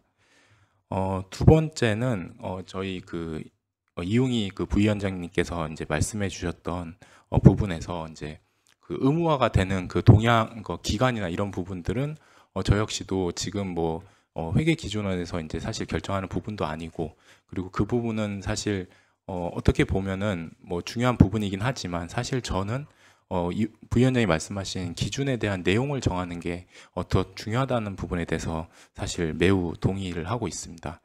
그런 관점에서 이제 보완적인 차원에서 좀 의견을 하나 드리면 사실 이 ESG 데이터에 대한 검증은 단순히 그 ESG 보고서 안에 있는 데이터의 검증이라기보다는 기존에 이미 저희 기업들이 활동하고 있는 그 지속가능 경영 활동과 그리고 거기에 대한 검증, 그 체계 이런 것들이 기존에 이미 또 어느 정도 있기 때문에 그런 것들을 좀 통합적인 관점에서 접근을 하는 거에 필요하다고 생각을 합니다. 한 가지 예를 들어서 제가 여러 번 다른 데서도 말씀을 드렸지만 사회 전체의 효용을 좀 깨트리는 방향으로 사실 ESG 공시나 검증이 이루어져서는 안 된다. 예를 들면 온실가스 검증 같은 경우에는 기존의 목표관리제나 배출권 거래제라는 그 법적 테두리 안에서 이미 많은 부분들이 이제 명세서 검증이 이루어지고 있고 이미 1000여 개 이상의 그런 기업들이 그 부분에 속해서 이제 검증을 받고 있는데 이 부분이 지금 현재 이제 새롭게 만들어지고 있는 ESG 공시 기준과 사실은 별도로 절대 운영되어서는 안 된다. 그래서 이거는 범부처 차원에서도 마찬가지이고 기업의 효용성, 기업의 입장에서의 그 비용 절감이라든지 또는 사회 전체의 비효율을 감소시키는 측면에서 보았을 때 반드시 필요한 부분이기 때문에 이러한 부분들을 조금 더 이 컨설테이션 기간 동안에 검토해 주셨으면 좋겠습니다. 저희가 이런 말씀을 드리는 이유는 이미 다 잘 아실 거라고 생각하시겠지만 이런 배출량 산정 기준이나 이런 부분들이 기존에 저희 목표관리제나 배출권 거래제에서 얘기하고 있는 GHG 프로토콜이라든지 IPCC 기준을 반영한 그런 국내 산정 기준과는 약간 차이가 있는 부분들이 이제 조직 경계라든지 이런 부분들에 있어서 있었습니다. 그래서 해당 부분들에 대해서 조금 더 보완을 해주시면 감사하겠습니다. 그리고 이제 마지막으로는 그 ESG 정보 검증에 대한 부분 또는 인증에 대한 부분은 이 단순히 보고서 공시에 있는 데이터만이 아니라 결국은 통합적인 다른 제도랑도 좀 같이 연계해서 봐야 된다는 측면인데요. 이 부분은 다시 한번 말씀드리면 저희가 특히나 온실가스 검증 같은 걸 예를 들어서 말씀드리면 이게 단순히 국내 기준으로 이제 만들어지고 국내에서만 검증돼서 인정되는 것은 사실 의미가 별로 없습니다. 이게 결국은 글로벌리 상호 인정이 되는 게 가장 중요한 부분이라고 생각이 들거든요.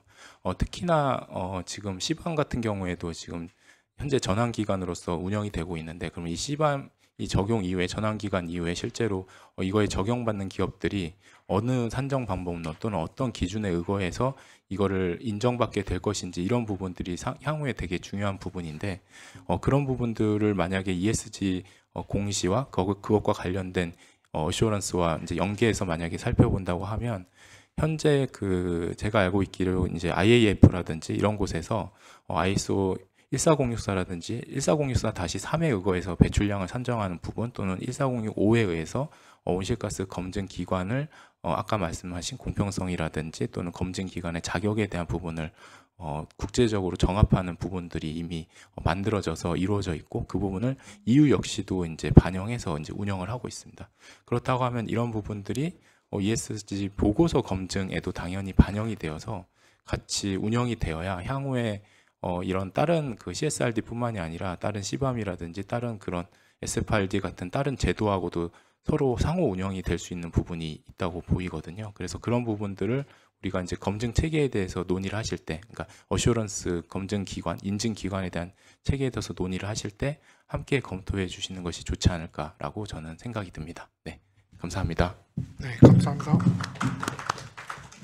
우리 권성식 우리 센터장님의 말씀은 굉장히 이미 과거 몇 년 오래전부터 이제 이쪽 분야에 이제 ESG 공시도 나름대로 되어 왔고 또 거기에 대한 인증을 해온 기관도 한국에 많이 있습니다. 그래서 기업도 그런 기업 숫자가 많으니까 그런 부분에 대한 어떤 과거의 지금까지 실무를 다 존중해주는 그런 방향으로 앞으로의 공시 기준이나 특히 인증 기준이 그런 식으로 개발됐으면 좋겠다 하는 말씀이어서 이런 부분의 내용은 충분히 고려돼야 할 것이라고 생각되고 공시 기준을 제정하는 담당 또 인증 기준을 제정하는 담당에서 이 부분에 대한 내용들을 충분히 반영을 해야 될 거라고 생각이 되네요. 좋은 말씀인데 이따가 나중에 또 추가적인 우리 발표자들의 대답을 듣기로 하고 우리 두 번째 토론자님께 제가 토론을 부탁하겠습니다. 두 번째 토론자는 김은정 SK 수팩스 추구 협의회 부사장님 부탁합니다. 네, 안녕하십니까? SK 수팩스 추구협의회 김은정입니다. 먼저 이렇게 좋은 자리에서 말씀드릴 수 있는 기회 주셔서 감사합니다. 아마 저는 기업 입장에서 이야기를 듣고 싶으셔서 불러주시지 않았을까 생각이 되고요. 저희 이야기를 좀 말씀드리겠습니다. SK는 비상장사를 포함해서 대부분의 멤버사가 자발적으로 이미 지속가능 경영서를 발간하고 공시하고 있습니다. 기존에는 GRI 기준을 가장 많이 활용해 왔는데요. 작년부터 기후 공시의 중요성 또 공시 의무화 대응을 위해서 TCFD나 SASB 형태도 많이 반영되고 있습니다. 아까 통계에서 보여주신 거랑 동일하다고 생각이 됩니다. 그리고 SK는 ESG 경영 전반의 수준 향상을 위해서 내부적으로 2000년부터 104개의 관리할 수 있는 ESG 핵심 지표를 개발해서 전 SK 멤버사의 ESG 경영 현황을 평가하는 방식으로 이 공시에 대한 품질, 관리에 대한 품질을 관리해 왔습니다. 저희가 의무화를 하고 있는 그 내용들을 좀 말씀드리면 그 SEC에 해당하는 기업으로는 SKT가 있고요. CSRD에 해당하는 기업은 SK이노베이션, 하이닉스, IT온 정도가 있겠습니다. 저희가 그 SK이노베이션 계열을 중심으로 이야기를 들어보면 이들이 유럽 시장 내에 이제 익스포저가 있는데 실제로 유럽의 이해관계자들은 서스테이너빌리티를 굉장히 중요하게 여기기 때문에 미팅할 때 SR을 지참하는 것이 관례처럼 여겨져 왔다라는 이야기를 들었습니다. 유럽과 동일한 기준으로 ESG 그 공시를 요구받게 되고 또 EU 시장에 이걸 공시를 해야 된다는 것은 저희 입장에서 보면은 우리 기업의 ESG 성과와 전략 수준을 글로벌 수준으로 관리해야 되는 때가 왔다라는 의미로 느껴지고 있습니다. 저희뿐만 아니라 삼성이나 현대같이 대유럽 그 고객의 프레젠스가 있는 타 기업들은 아마 저희와 동일한 부담을 느끼고 있을 것이라고 생각이 듭니다. 공시 대응을 준비하면서 어떤 회사들은 IT 시스템부터 고민하는 경우도 있고요. 아까 데이터 얘기도 나왔었는데 사실은 연결 기준의 데이터를 만든다는 것 자체가 부담이기 때문에 이 범위가 어떻게 되었든지 간에 그 기준부터 또 살피고 있는 곳들도 있을 겁니다. SK 같은 경우는 1차적으로 공시의 내용, 그러니까 내실을 채우는 것에 조금 더 포커스하고 있습니다. 결국 공시라는 것은 공시를 어떻게 하는 것이 중요하냐 보다는 저희 입장에서는 ESG 경영을 올바르게 하고 있느냐를 비교 가능하게 판단할 수 있도록 이렇게 보여드리는 것이 중요하다라고 생각하고 있기 때문인데요. 이런 맥락에서 작년에는 이런 공시 규제에 대한 이해를 돕기 위한 자료들을 만들어서 뭐 가이드라든지 지금은 나와 있지 않지만 어떻든 저희 멤버사들은 너무 불안하기 때문에 이런 가이드나 해설서 같은 것들을 제공했었고 올해는 각사 그 재무 전략과 관련된 ESG 전략이 수립되어 있는지에 대한 여부를 체크하고 또 공시 규제에 맞춰서 재점검해보는 작업을 진행하면서 공시 규제가 요구하는 컨텐츠들의 쟁점 사항을 함께 여러 멤버사가 모여서 스터디하는 워킹 그룹을 그 주기적으로 진행하고 있습니다.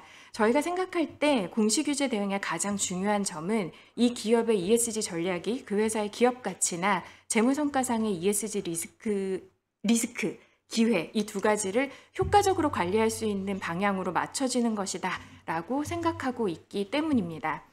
그 KSSB 공개 초안과 관련해서는 8월 말까지 기업 의견 수렴 기간이기 때문에 사실은 제가 오늘 이야기를 드리고 싶었는데 22개 멤버사마다 생각이 다 너무 다르세요. 그래서 제가 대표로 SK그룹은 이렇습니다라고 이야기하기는 좀 어려울 것 같습니다. 다만 이 과정에서 이제 조금 고민이 되는 부분이 있는데요. 아무래도 저희 보면 그룹 내에서 가장 많은 멤버사가 공통적으로 대응해야 되는 그 규제가 KSSB입니다. 그래서 방금 말씀드렸던 워킹그룹도 KSSB를 중심으로 운영을 해오고 있었어요. 그런데 KSSB 적용이 늦어진다라는 이야기가 좀 이제 나오니까 실제 이제 규제 대응 시급성 측면에서 CSRD가 난 더 중요한데 CSRD는 모든 걸 다 포괄하는데 왜 널 CSRD 중심으로 하지 않니? 뭐 이런 이야기들이 좀 있습니다. 그래서 이제 그룹 전체에서 바라보자면 이 여러 가지 공시 규제들을 어떤 곳에서 중심을 잡고 이야기를 할 것인가에 대한 고민이 좀 있습니다. 마지막으로 이곳이 이제 인증 관련된 그 포럼이니까 첫 번째 주제 발표에서 고정현 팀장님이 말씀 주셨는데요. 지속가능 경영 보고서의 인증 주체가 회계법인이나 감사인 비중이 좀 낮은 것 같습니다. 해외에 비해서요. 근데 이제 저희가 신규 규제를 준비하는 입장에서 보면 법적 리스크에 대한 우려, 또 그린워싱에 대한 리스크 뭐 이런 것들이 증가를 하다 보니까 전문가로서 검증인의 역할이 중요하지 않나라는 생각을 하게 됩니다. 그러니까 기업의 입장에서 기업이 작성한 공시 내용이 최종 버전을 세상으로 내보내기 전에 사실 검증인에게 검증을 받는 절차가 있는 것이고요. 그 과정에서 검증인들이 이 게이트키핑 역할을 해주면 좋지 않을까라는 생각들을 합니다. 사실 공시 의무화 개시 초기에 그러니까 검증이 이미 의무화된다는 가정하에서입니다. 공시 의무화가 개시되는 이 초기에는 아마도 굉장히 많은 미비점들이나 개선 사항들이 발굴될 것 같고 이것을 개선하는 과정에서 또 공시의 그 퀄리티가 올라갈 수도 있지 않을까라는 생각을 하기 때문입니다. 그래서 이러한 과정에서 여기 계신 회계업계와 항공위에서 많은 도움을 주시기를 기대하겠습니다. 네, 이상입니다. 감사합니다. 저희가 기업의 대표를 잘 모신 것 같아요. SK그룹은 워낙 잘하고 있어가지고 다른 기업들이 한국 기업들이 얼마나 힘든지에 대한 피드백을 얻지 못해서 아쉽습니다만은 그래도 다행인 게 SK그룹에서는 한국의 KSSP 대응뿐만 아니라 유럽에 대한 대응, 뭐 미국 국제적인 대응을 아주 선도적으로 잘하고 있어서 고맙게도 생각되고 앞으로 이제 그런 경험을 다른 기업들하고도 많이 공유해 주시면 우리나라의 그 좀 어려운 기업들은 이제 그런 경험을 가지고 좀 더 부담을 덜면서 이런 거 효과적으로 대응하지 않을까 생각됩니다. 아무튼 좋은 말씀, 좋은 지금 준비 작업을 하고 있다는 내용에 대해서 너무나 고맙게 생각합니다. 다음에는 세 번째 토론자입니다. 박정은 대신경제연구소 본부장님입니다. 네, 안녕하십니까. 대신경제연구소 박정은입니다. 오늘 이렇게 그 역사 깊은 아까 10회 두 자릿수가 굉장히 이제 의미가 있다라고 말씀을 하셨는데요. 이렇게 좋은 자리에 토론자로 참여하게 돼서 개인적으로 영광스럽게 생각합니다. 저희 대신경제연구소를 아마 ESG 평가기관이라고 아직 알고 계시는 분들 많으실 텐데요. 저희는 대신경제연구소는 지금 ESG 컨설팅 업무를 메인 업무로 하고 있습니다. 저희 평가 업무 같은 경우에는 저희 자회사인 한국 ESG 연구소에서 진행을 하고 있고요. 저희는 ESG 컨설팅, 그래서 공식 컨설팅뿐만 아니라 인증 업무를 같이 진행을 하고 있습니다. 그래서 어떻게 보면 오늘은 인증 제공자의 입장에서 그리고 비회계 인증 기관의 입장에서 저희가 이제 앞으로 펼쳐질 인증 시장에서 어떻게 좀 대응을 해야 되고 앞으로 어떤 방향으로 좀 나아갔으면 좋겠는지에 대한 부분들을 내부적으로 끊임없이 고민을 하고 있는 부분들을 여러분들과 좀 공유했으면 합니다. 최근에 KSSB 초안이 발표가 됐는데 그 이후로 전문가뿐만 아니라 이해관계자들의 그 의견 수렴의 장이 거의 연일 이어지고 있는 것 같습니다. 굉장히 활발하게 다양한 좋은 포럼과 세미나들이 이루어지고 있는 것 같은데요. 그에 비해서 물론 공시가 있어야, 공시 기준이 있어야 인증에 대한 부분들도 같이 갈 수 있는 건 맞지만 인증에 대한 부분들도 조금 더 활발하게 논의가 될 필요가 있을 것 같습니다. 그 이유는 그 앞서 발표 자료에 있었지만 그 한국의 지속가능 경영 보고서 발간 개수가 300여 건에 이르고 있습니다. 그중에 그 인증을 받는 비율이 90%를 육박하고 있는데요. 이 90%를 육박한다라는 거는 글로벌의 데이터와 굉장히 차이가 있습니다. 한국 기업들은 거의 모든 지속가능 경영 보고서가 인증을 받고 있구나 이렇게 보셔도 무방할 것 같은데요. 이 데이터는 지금 현재는 저희가 자율공시고 자율인증 제도입니다. 그럼에도 불구하고 기업들이 우리가 우리 기업의 이 공개된 정보를 굉장히 신뢰성 있게 가져가겠다. 정확성을 체크해 보겠다라는 의지가 반영이 되어 있는 부분이기 때문에 자율임에도 불구하고 이렇게 많이 인증을 받고 있습니다. 그래서 공시 의무화 그리고 인증 의무화에 대한 부분들은 기업이 부담 없이 받아들일 수 있는 부분이 아닐까라는 생각이 들고요. 인증과 검증의 차이는 이제 많이 알고 계실 것 같습니다. 지금 지속가능 경영 보고서 같은 경우는 인증에 대한 개념, 예를 들어서 어떤 규격이나 원칙에 맞아서 이게 부합이 돼서 이게 신뢰성을 가져간다라는 것보다는 내부적으로 합의된 기준에 의해서 내부적으로 이게 맞는지 안 맞는지에 대한 확인 차원에서의 정확성을 높이는 작업입니다. 그래서 지속가능 경영 보고서는 지금 검증이라고 사실 명명되어져야 맞는 건데 결국은 이 원칙을 잘 지키고 합의된 내용으로 이게 정확한가에 대한 검증에서 결국은 신뢰성을 보장할 수 있는 인증 제도로 가야 되는 게 맞다라고 보는 편이기 때문에 결국은 검증 단계에서부터 지금 우리가 쓰고 있는 검증 기준이라든지 이런 부분에 있어서의 정립에서부터 나중에는 인증 제도로 가는 그러한 형태로 변화가 필요하다라고 생각이 들고요. 검증 기준을 얘기하다 보면 또 발표 자료에 있었지만 국내의 많은 기업들이 그 90%에 육박하는 기업들이 어카운터빌리티의 AA1000 기준을 많이 활용을 하고 있습니다. 여기는 이제 비회계 검증 기구고요. 여기서 어카운터빌리티에서 어떻게 보면 국내 기업에 예를 들면 우리 한국 기업에 67개사를 대상으로 인증을 해주었습니다. 이 인증이란 개념은 이 어카운터빌리티에서 만들어낸 AA1000 기준을 쓸 수 있는 자격이라고 보시면 될 것 같고 라이센스를 받아서 AA1000 기준으로 검증을 활용을 하고 있습니다. 그런데 어쨌거나 이 라이센스를 받는 과정이 절차상 복잡하지는 않습니다. 물론 검증기관의 독립성이나 인증자의 역량이나 자격이나 검증 원칙을 제대로 쓸 수 있는 자격이 있느냐, 역량이 있느냐에 대한 부분들을 분명히 철저하게 검증은 하겠다라고는 하지만 이런 과정들이 어떻게 보면 회계사들이 진행하는 이런 업무들보다도 훨씬 더 절차상 간소하고 자격이 좀 엄격하지는 않은 편입니다. 다만 어카운터빌리티에서도 많은 활동들을 지금 추진하고 있고 진행 경과상을 말씀을 드리면 기존에는 우리가 이런 자격을 가지고 이렇게 인증을 하겠습니다라고 하며 라이센스를 주는 이렇게 인증을 해주는 제도였다고 본다면 지금은 기관 내에 이 어카운터빌리티에서 얘기하는 AH1000 기준을 제대로 잘 쓸 수 있는 자격증을 가진 사람이 1명 이상은 포함되어 있는 기관에 라이센스를 주겠다라고 합니다. 이렇게 나름 어떻게 보면 회계 쪽으로 넘어갈 수 있는 무게중심이 갈 수 있는 부분들을 나름 우리는 지속 가능성에 대한 검증 내지는 인증의 역량이 있으니 조금 더 체계적으로 가져가 보겠다라는 얘기들을 하는 것 같은데요. 그랬을 때 우리 국내 기업들 결국 어카운터빌리티의 AH1000 기준들을 많이 사용하고 있기 때문에 지금 KSSB 기준으로 넘어갔을 때 이제 회계적인 부분에서의 검증 기준인 ISSA 5000 이런 것들이 나오고 있는 이 시점에서 조금 더 이 재무적인 것보다도 지속 가능성 차원에서 검증 기준으로 활용했던 AH1000 기준에 대한 것과의 정합성 그리고 글로벌의 어떤 수용 가능성에 대한 부분들에 대해서 충분히 고민을 한 다음에 인증 기준이라는 게 나와야 되지 않을까 싶습니다.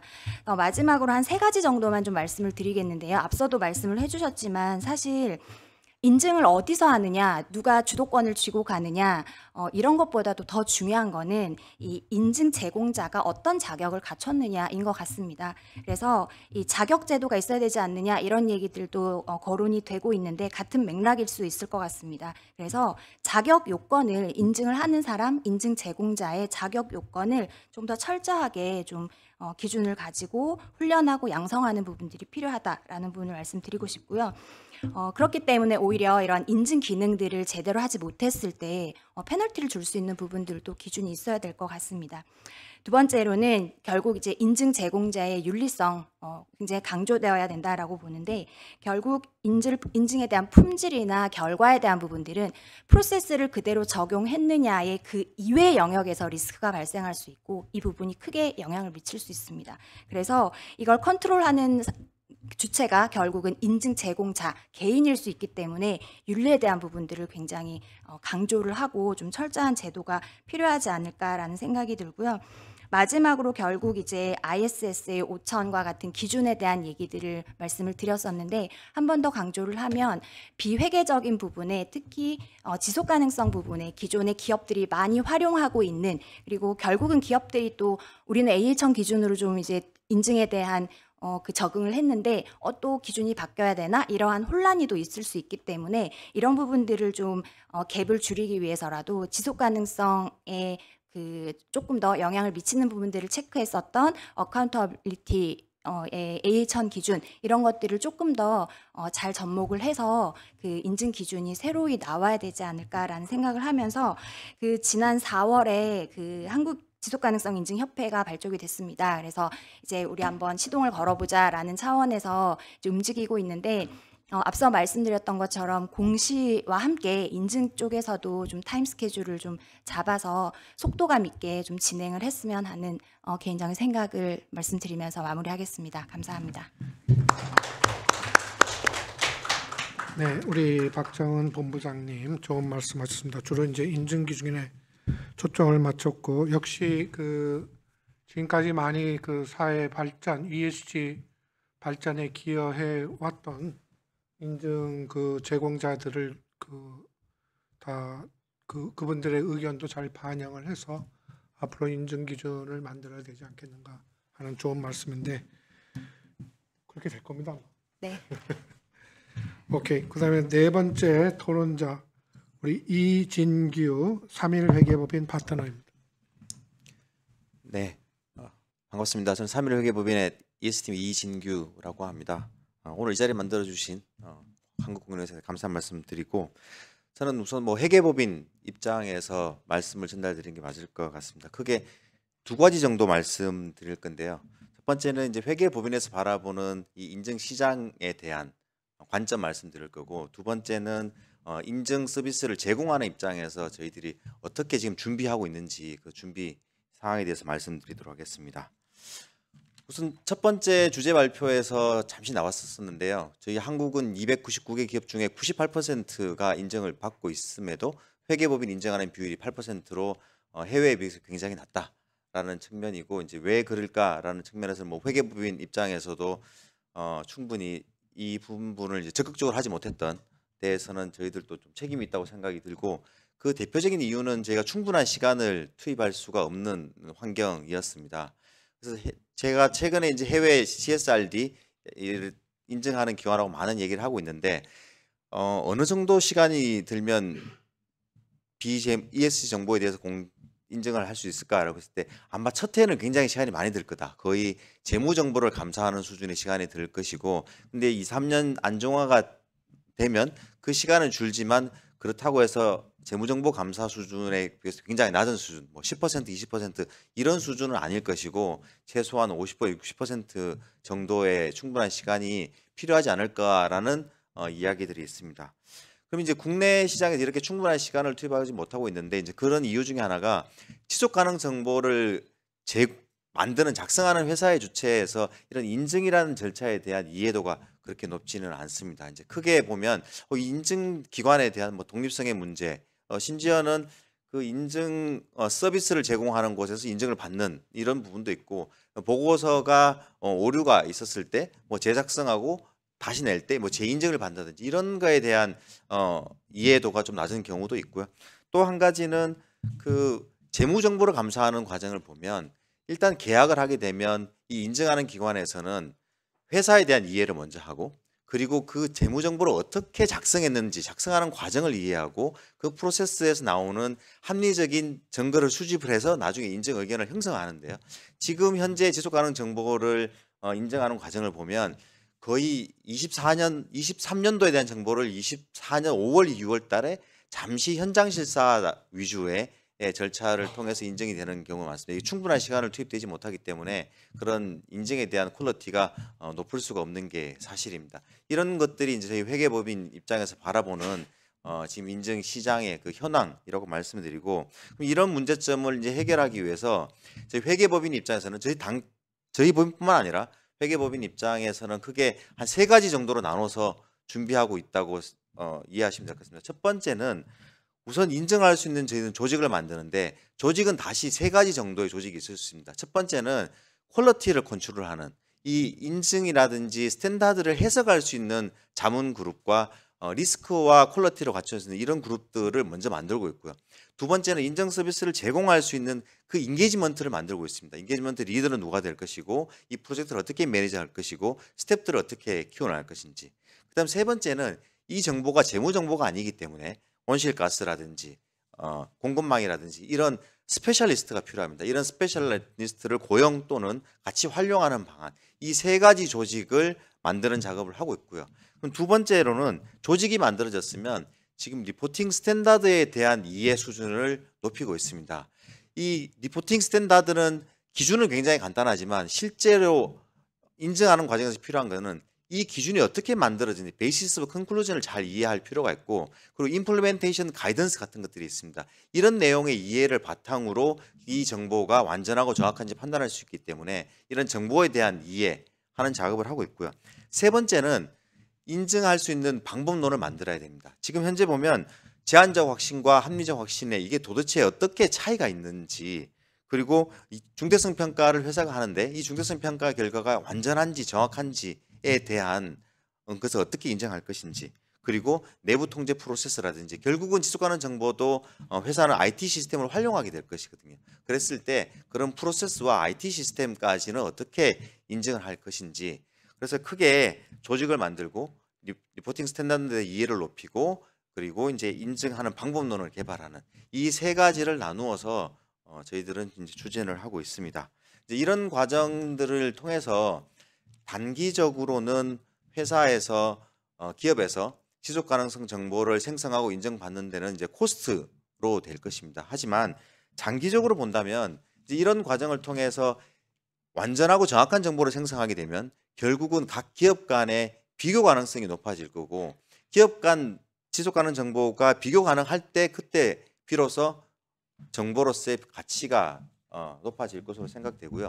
그리고 지속 가능 정보의 특징이 결과만 공시를 하는 게 아니라 거버넌스, 그리고 회사의 전략이 무엇인지, 위험과 기회를 어떻게 관리할 것이며 마지막에 타격과 목표를 공시하도록 되어 있습니다. 그래서 이런 것들이 완전하게 공시됐을 때 결국은 기업의 행동 변화를 유도할 수 있도록 지속 가능 정보가 구성이 되어 있기 때문에 기업의 행동 변화를 좀 더 가속화하는데 이런 인증으로서 역할이 있을 것으로 생각이 됩니다. 네, 이상으로 발표하도록 하겠습니다. 네, 우리 이진규 3.1회계법인 파트너님의 말씀을 들어보니까 지금 준비하시는 내용이 일반 재무회계 기준 거기에 대한 감사와 거의 유사한 절차가 다 준비가 되고 있는 것 같습니다. 네, 그러니까 그러한 내용들이 지금 국제 인증 기준이 뭐 딱 있는 건 아니지만 거기와 지금 유사한 방향으로 지금 진행되고 있는 건가요? 네, 맞습니다. 네. 아무튼 그 회계법인 3.1 회계법인에서 그런 인증 작업을 준비를 하고 있다. 아직 그 인증 기준이 지금 개정 중이고 아직 완성은 안 됐습니다만은 그런 내용들이 많이 들어가 있기 때문에 미리 다들 준비하고 있는 것 같습니다. 앞으로 또 많은 그런 또 좋은 성과가 나도록 부탁드립니다. 마지막으로 마지막 아닙니다. 죄송합니다. 5번째 토론자로 우리 이효섭 자본시장연구원 금융산업실장님입니다. 부탁드립니다. 예, 안녕하십니까. ESG 인증 포럼에 초청해 주셔서 감사드립니다. 저는 자본시장 주로 이제 금융산업 제도를 연구하는 측면에서 정책 제언 위주로 말씀을 드리겠습니다. 제가 최근에 이제 이 재무 정보뿐만 아니라 비재무 정보까지 포함하는 이 밸류업 자율 공시 가이드라인을 이제 만드는데 좀 참여를 하게 됐었고요. 그때 조금 관련된 부분들이 꽤 많이 있어서 내용을 말씀드리고, 그리고 제가 한 2, 3년 전부터 이 환경부랑 이 배출권 거래 시장 연구 용역을 하고 있고, 지금 이제 4차 계획 기간 TF랑 그러면 할당위원회 같은 곳에서 지금 참여를 하고 있습니다. 그래서 저기 투자자들이 가장 중요하게 생각하고 있는, 그리고 기업들이 가장 중요하게 생각하고 있는 비재무 관련 중요성 정보가 저는 배출권 관련 정보라고 생각을 하는데, 여기 엄청난 이제 변화가 앞으로 예상이 되기 때문에 거기를 반영을 해서 저희가 이제 추후에 저희 뭐 공시나 또 공시 기준 그리고 인증 관련된 부분도 좀 개선을 하면 어떨까, 이런 걸 말씀을 드리려고 합니다. 먼저 첫 번째 이 발제자 내용을 보고 제가 느꼈던 게, 제가 처음에 이제 ESG 관련돼서 중요성 정보를 공시하고 인증을 할 필요가 있다라고 했을 때 중요성 정보란 과연 무엇인가에 대해서 여러 문헌들을 찾아보았는데요. 이 중요성 정보라고 하는 게 결국에는 중장기의 기업 가치 제고에 영향을 주는 정보들로 제가 요약이 되었습니다. 그렇다면 저희가 이 공시든 인증이건 이 중장기 기업 가치 제고에 영향을 미치는 정보 위주로 해야 된다면, 저희 궁금증은 재무보고의 인증의 전문성 그리고 신뢰성을 가진 기관이 사실은 인증이나 공시에 관련해서 담당하는 게 맞을 것 같은데, 오늘 자료를 보니까 회계법인의 인증 비중이 5% 내외밖에 안 되고, 이게 저는 조금 잘 이해가 안 되는 부분이었습니다. 결국에는 그 이유가 무엇일까 생각해 보면, 공시 관련된 이행이 늦춰지는 등 규제 불확실성이 여전히 큰 부분들, 그리고 인증의 비용이 낮은 것, 이건 어떻게 보면 인증의 품질이 조금 아직은 국제적으로 의무화가 안 됐기 때문에 낮은 부분일 수 있다고 생각이 드는데요. 최근에 이제 아이오스코에서 발표한 ESG 관련된 어떤 규율 가이드라인을 보면, 아까 대신 쪽에서는 이제 분리를 하셨다고 하는데, 컨설팅 회사랑 이 평가 기관이 같이 인바디에 있는 것들이 적절하지가 않고, 또 인증 기관 역시 좀 독립성을 갖추는 게 적절하다. 그러니까 결국에는 이해상충을 억제하는 게 되게 중요하다라는 것들을 보았는데요. 그런 부분들도 중장기적으로는 좀 검토가 필요할 것 같고, 그리고 회계법인에서도 말씀을 주셨지만 회계법인 역시도 ESG 관련된 역량 투자가 조금 부족한 부분이 아니었나라는 얘기를 주셨습니다. 저도 이 부분은 좀 공감을 하고요. 근데 이제 향후에는 이쪽 부분이 더더욱 커질 것으로 생각이 듭니다. 당장 저희 이제 밸류업 그 자율공시에 보시면 저희가 G 부분도 상당히 많이 포함을 시켰고 그리고 E와 S 부분도 포함할 것을 권유를 했습니다. 뭐 초안에는 탄소 배출권부터 해서 각종 그 사회적 책임 부분들 그러니까 S와 관련된 항목들도 많이 넣었었는데요. 그리고 이제 기업들을 면담하면서 보니까 지속 가능성 보고서와 중복되는 부분이 많아서 중복 공시 부담 얘기를 하시면서도 중장기적으로는 기업 가치 제고에 도움이 될 거기 때문에 저희가 밸류업 자율 공시 부분이 되게 중요할 것이고 향후에는 이제 이행 평가도 의무화될 가능성이 높으면 자연스럽게 회계법인도 이쪽에서 이 뭐 밸류업 자율 공시 이행 평가 쪽 혹은 이 공식 컨설팅 쪽에서 역할을 확대해야 될 것이기 때문에 결국에는 ESG의 역량 강화가 회계법인들도 필요할 것으로 생각이 듭니다. 두 번째 발제자분께서 그 토론한 거에 대해서 또 간략히 의견을 말씀드리면 저도 적극적으로 공감을 합니다. 그 설령 미국이 최근에 이제 SEC가 좀 유보를 했습니다만 미국의 그 배출권 가격이 꾸준히 상승을 하고 있고 상장 기업들이 심지어는 한국에 와서도 자발적 배출권 시장을 많이 구입을 하려는 이 넷제로에 대한 이행 의지가 꽤나 큽니다. 그리고 EU 역시 저희 스코프 3 배출량도 포함이 됐고 시밤 시행도 전면 시행을 앞두고 있고 또 금융회사들도 공시 의무 대상이고 국내 금융회사들도 유럽에 지분 투자하거나 대출하는 경우 그리고 최근에 이제 지속 가능성 연계 채권이 국내 기업들도 많이 발행이 되고 있습니다. 그러면 자연스럽게 지속 가능성 정보 여기에 대한 인증에 대한 수요도 커질 것이기 때문에 저는 이제 인증 시장이 더더욱 중요해질 것이다. 그래서 발제자께서 얘기해 주신 것처럼 인증인에 대한 자격 요건, 쉽게 말해서 전문성, 그리고 독립성, 그리고 제가 말씀드렸던 이해상충 방지, 기타 투명성과 관련돼서 이 규제와 감독 체계를 이제 빨리 마련하는 것이 중요할 것으로 생각이 듭니다. 마지막으로 이제 세 번째 발제자께서 말씀해 주셨던 사항에 대해서 저도 이 국제 정합성 그리고 국내 기업 수용성을 고려하여 투자자에게 유용한 정보를 제공하는 공시 기준을 만든다는 원칙에 전적으로 공감을 하고 200페이지나 된다고 하셨는데 저도 이게 밸류업 공시하면서 기업들 부담을 들어보니까 꽤나 이제 막상 기업들이 이거를 받아들이게 되면 상당 부분 조금 의견들이 많으시겠다. 개인적으로 이제 내용과 그 시기, 그다음에 대상에 대해서 좀 의견을 말씀드리면 제가 이제 배출권 거래제를 말씀드리려고 하는데요. 저 NDC 이행이 2030부터 하는데 저희가 앞으로 이제 5년 동안 4차 배출권 거래 계획이 새롭게 시작이 됩니다. 거기서는 기업들이 유상 할당도 확대가 되고요. 그다음에 벤치마크 BM 개수도 전면 개편이 되고 총 할당량 자체도 바뀔 가능성이 높고 그리고 업종 부분으로도 영향력을 크게 받을 걸로 예상이 됩니다. 그래서 저는 이제 빠르면 올해 말에 이 4차 계획 기간에 그 안이 나오기 때문에 거기에 좀 맞춰서 그리고 밸류업 가입 자율 공시도 올해 하반기면 많이들 시행이 되기 때문에요. 거기에 이제 ESG 특히 E와 S와 관련된 자율 공시들도 많이 포함이 될 것이기 때문에 그런 기업들의 공시하는 것 그리고 이 배출권 4차 계획 기간에 안이 나오는 것들을 좀 고려해서 저희가 내용들도 조금 반영이 되면 좋겠다라는 생각이 들고 그렇고요. 그다음에 이제 시기와 적용 대상 관련해서도 좀 관련해서 말씀드리면 이게 전환 부분의 업종들, 그러니까 저희가 업종별로도 좀 차별을 하면 투자자들은 여전히 이 배출권 관련된 정보에 가장 민감하게 볼 것으로 생각이 되기 때문에 전환 부분 그리고 탄소 누출 부분 그리고 일반 제조업 등으로 조금 나눠서 만약에 이제 이 의무 시기나 대상을 적용한다고 하면 조금 업종별로 나눠서 적용하는 방안도 고려해 볼 수 있지 않을까 생각이 들었습니다. 이상입니다. 네, 감사합니다. 각 그 주제 발표별로 그 여러 가지 좋은 그 질문을 하셨으니까 이따 발표자들께서 답을 해주시고 하나만 제가 질문을 하면 밸류업 그 지금 제도를 개발하고 있는데 이 ESG 활동이나 공시가 그 밸류업 사업 활동에 포함되고 있나요 현재? 예, 지금 저희가 가이드라인과 해설서에 E와 S 그리고 G 부분들은 저희 기업 지배구조 보고서에 있는 핵심 지표 15개 이외에 별도로 이 한국의 특수성을 고려한 지배주주의 이슈들까지도 많은 부분을 넣으라고 저희가 했고요. 그다음에 E와 S와 관련해서도 저희가 이제 가이드라인에도 넣고 대표적으로 배출량, 가격 정보 그리고 S와 관련된 부분들도 중장기 기업 가치 제고에 영향을 미치면 넣을 것을 자율 공시를 했기 때문에 저희가 한 100군데 이상 기업을 면담을 했는데 관심들이 상당히 많습니다. 그래서 아마도 제가 보기에는 하반기에 빠르면 뭐 6월이나 7월부터 이 ESG 관련된 자율 공시가 밸류업 공시로 들어올 텐데 여기 이제 저희 지속 가능성 정보 보고에 들어가 있는 내용들이 상당수, 특히 미래 기업 가치에 영향을 줄 수 있는 내용들이 많이 반영될 것으로 예상을 합니다. 네, 감사합니다. 자본시장 쪽에서 ESG 정보가 많이 반영되고 있다라는 아주 굉장히 좋은 힘이 되는 그런 소식을 전해주셨네요.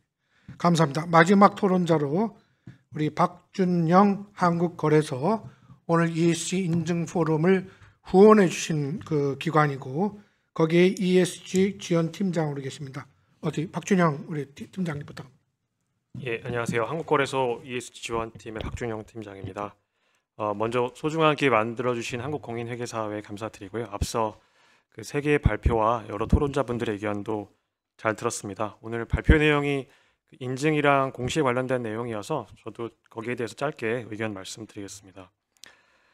먼저 한국공인회계사회에서 이 기업들의 그 공시 내용을 바탕으로 분석을 잘 해주셨는데 저희도 작년에 이제 거래소에 잘 공시한 기업들 바탕으로 분석을 했었고 잘 공시한 기업들은 거래소에 잘 공시한 기업들은 작년에 161개사였는데 그거 이상으로 홈페이지에 공시한 그런 홈페이지에 정보를 제공한 그런 기업들까지 포함해서 폭넓게 분석을 잘 해주신 것 같습니다.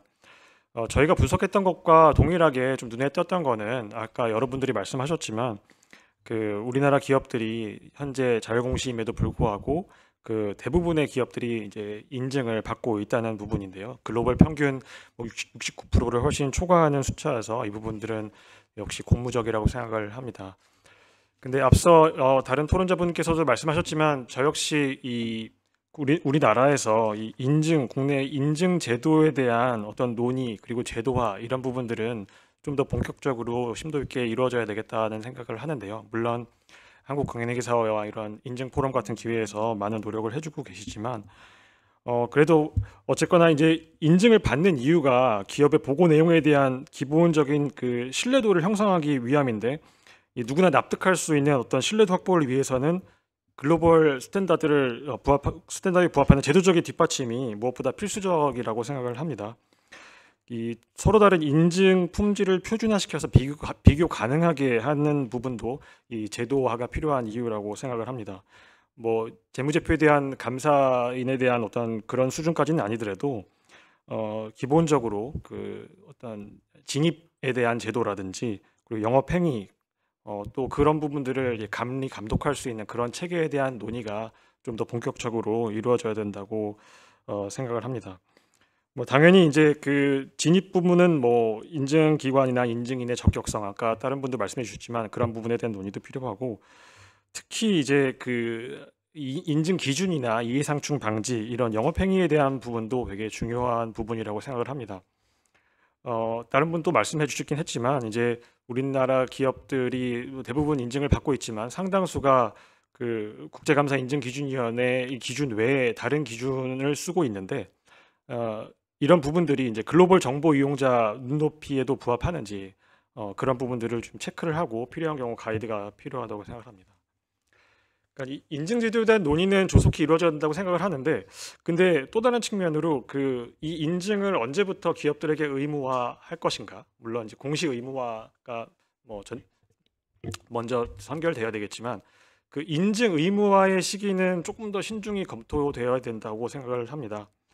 그 아까 항공의 발표에서 좀 제가 눈여겨봤던 거는 그러니까 인증을 전 세계적으로도 많이 받고 있는데 여전히 글로벌하게도 대부분 GRI 기준에 대해서 인증을 받고 있고 그 ISSB 기준이나 KSSB 기준에 좀 가깝다고 할 수 있는 TCFD로 인증을 받은 기관은 글로벌리 아까 한 2~3% 정도 수준이었던 것 같습니다. 그만큼 아직 이 인증이라는 게 투자자 중요성 관점의 지속 가능성 재무 공시 이거에 대한 인증 경험이나 사례는 아직은 조금 충분히 쌓이기 전인 것이 아닌가. 그리고 이제 ICSA 5000 이런 기준도 아직은 최종안이 나오기 전이기 때문에 그런 부분들을 좀 고려할 필요가 있겠고 아까 KPMG 3정에서도 이제 발표해 주셨지만 미국도 공시 시기는 이제 2026년 뭐 이렇게 잡았는데 의무화 시기는 좀 뒤로 밀어놓고 또 인증 의무화 시기는 뒤로 밀어놓고 인증 그 범위도 좀 스콥 1, 2 이렇게 한정하는 뭐 그런 스탠스를 취하고 있는데 이런 부분들도 좀 그런 같은 신중한 자세를 취하는 그런 같은 맥락이지 않을까 싶어서요.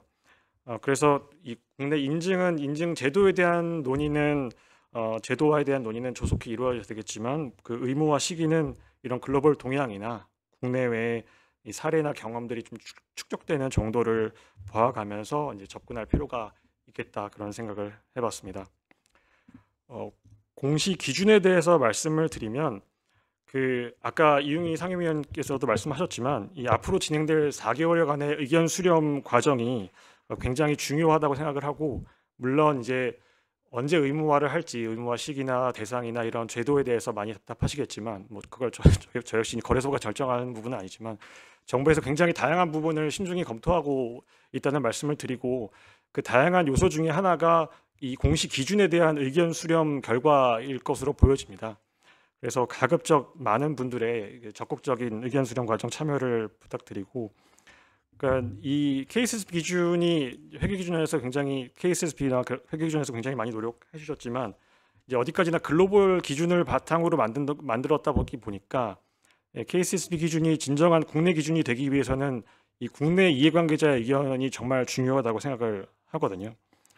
그러니까 뭐 연결 기준 공시나 스콥 3 이렇게 좀 난이도가 있는 부분에 대한 의견도 물론 중요할 거고요. 또 그동안에 좀 공론화가 덜 됐거나 아니면 저희가 스터디가 덜 됐다고 볼 수 있는 의견 수렴이 좀 덜 된 부분들 그런 부분에 대해서도 이번 기회에 의견 수렴이 많이 필요할 것 같습니다. 뭐 예를 들어서 아까 그 항공의 발표에 살짝 나왔었던 것 같은데 이 기후 관련 공시 지표 중에 하나가 전환 위험이나 물리적 위험, 기회 뭐 이런 부분에 대해서 그에 해당하는 사업의 금액 배분율 뭐 이런 부분을 공시하는 그런 지표들도 있습니다. 근데 그런 지표들은 아까 우리나라 기업 자율공시에서도 거의 그 공시 그런 내용을 공시한 기업들이 전무하다시피 하더라고요.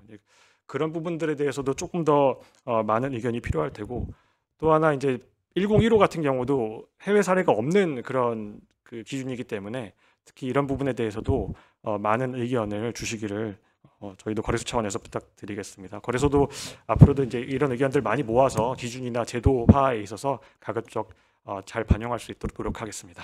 이상입니다. 네, 감사합니다.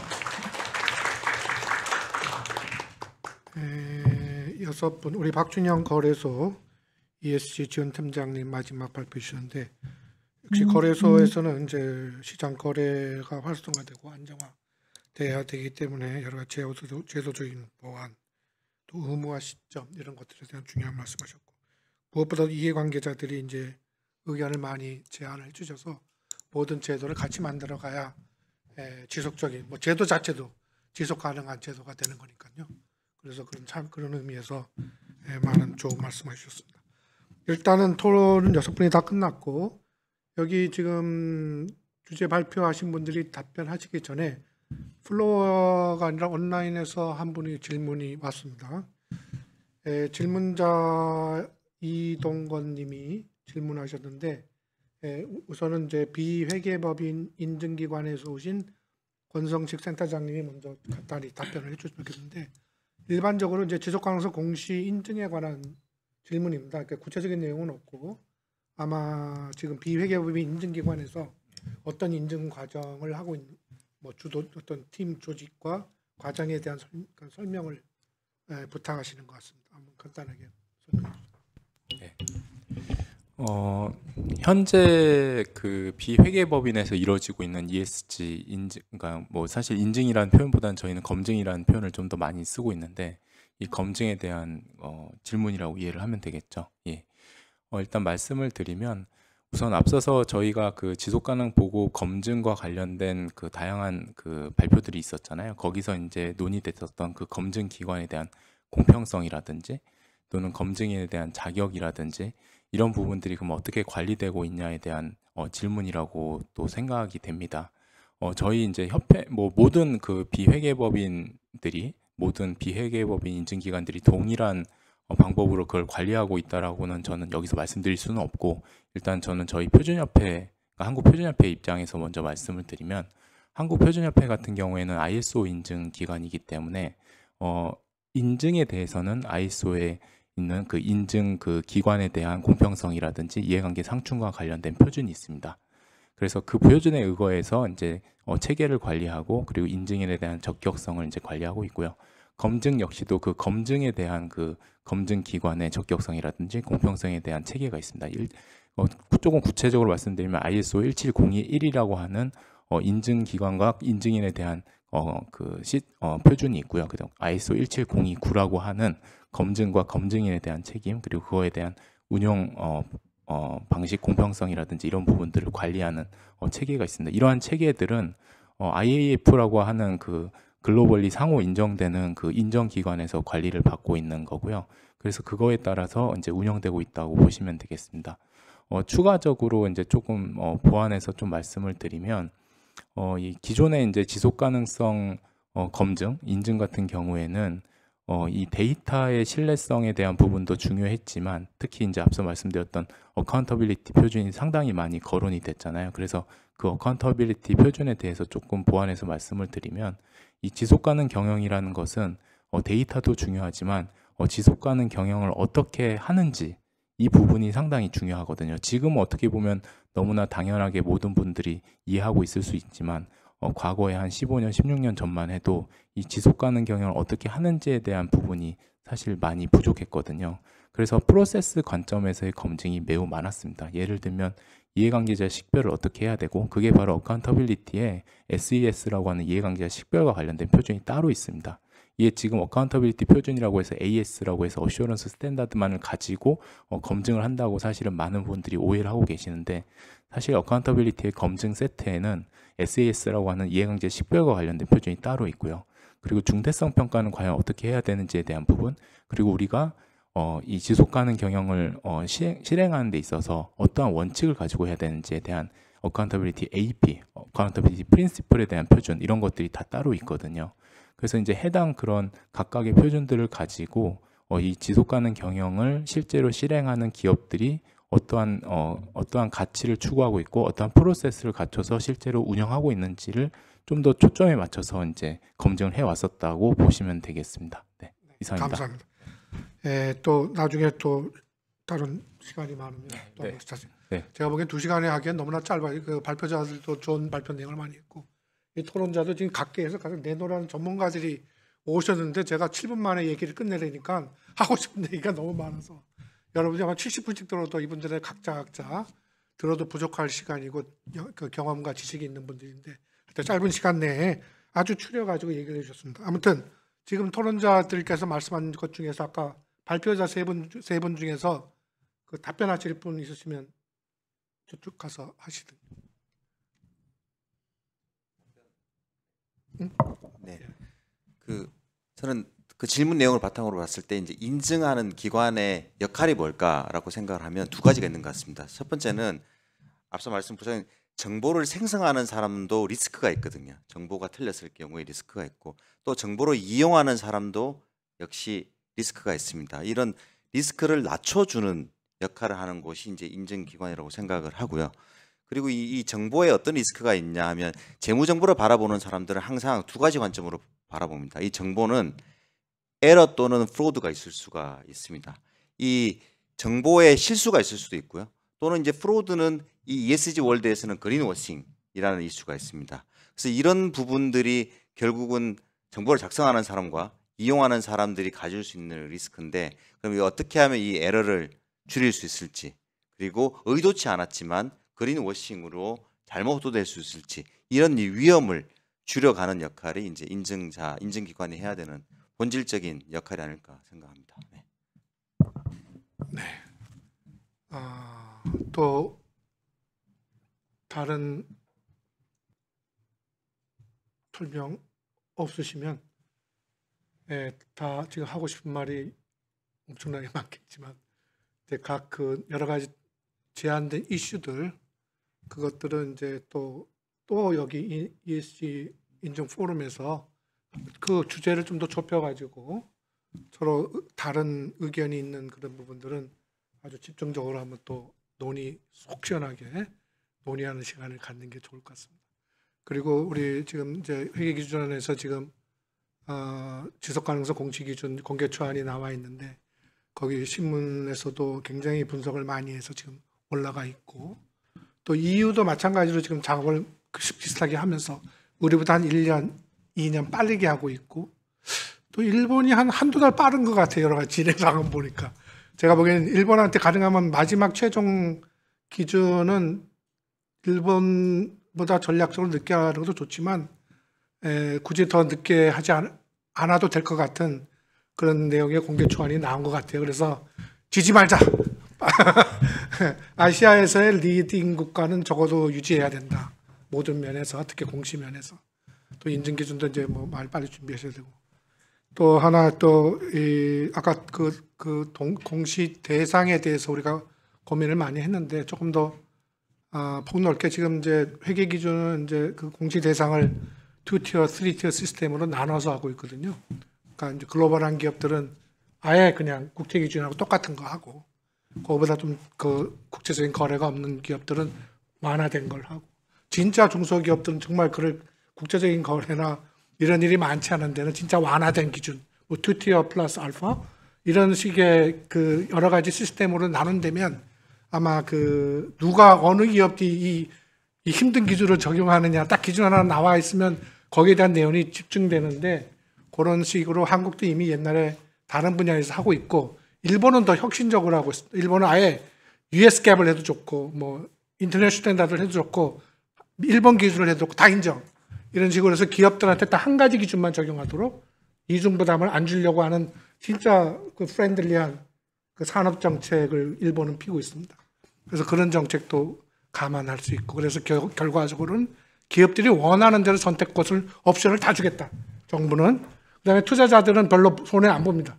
그런 정보 다 보면 자기 그 그룹에 맞게 컴패리즌 할 수 있기 때문에 투자자들도 큰 손해 없어요. 그래서 그런 상황에서 하면은 다 회피할 수 있는 그런 솔루션도 있으니, 그런 의견들을 다 모아서 우리 기자님들도 많이 쓰시고 또 여기 듣는 이해관계자님도 그런 공개 초안에 그런 의견들을 많이 주셨으면 좋겠습니다.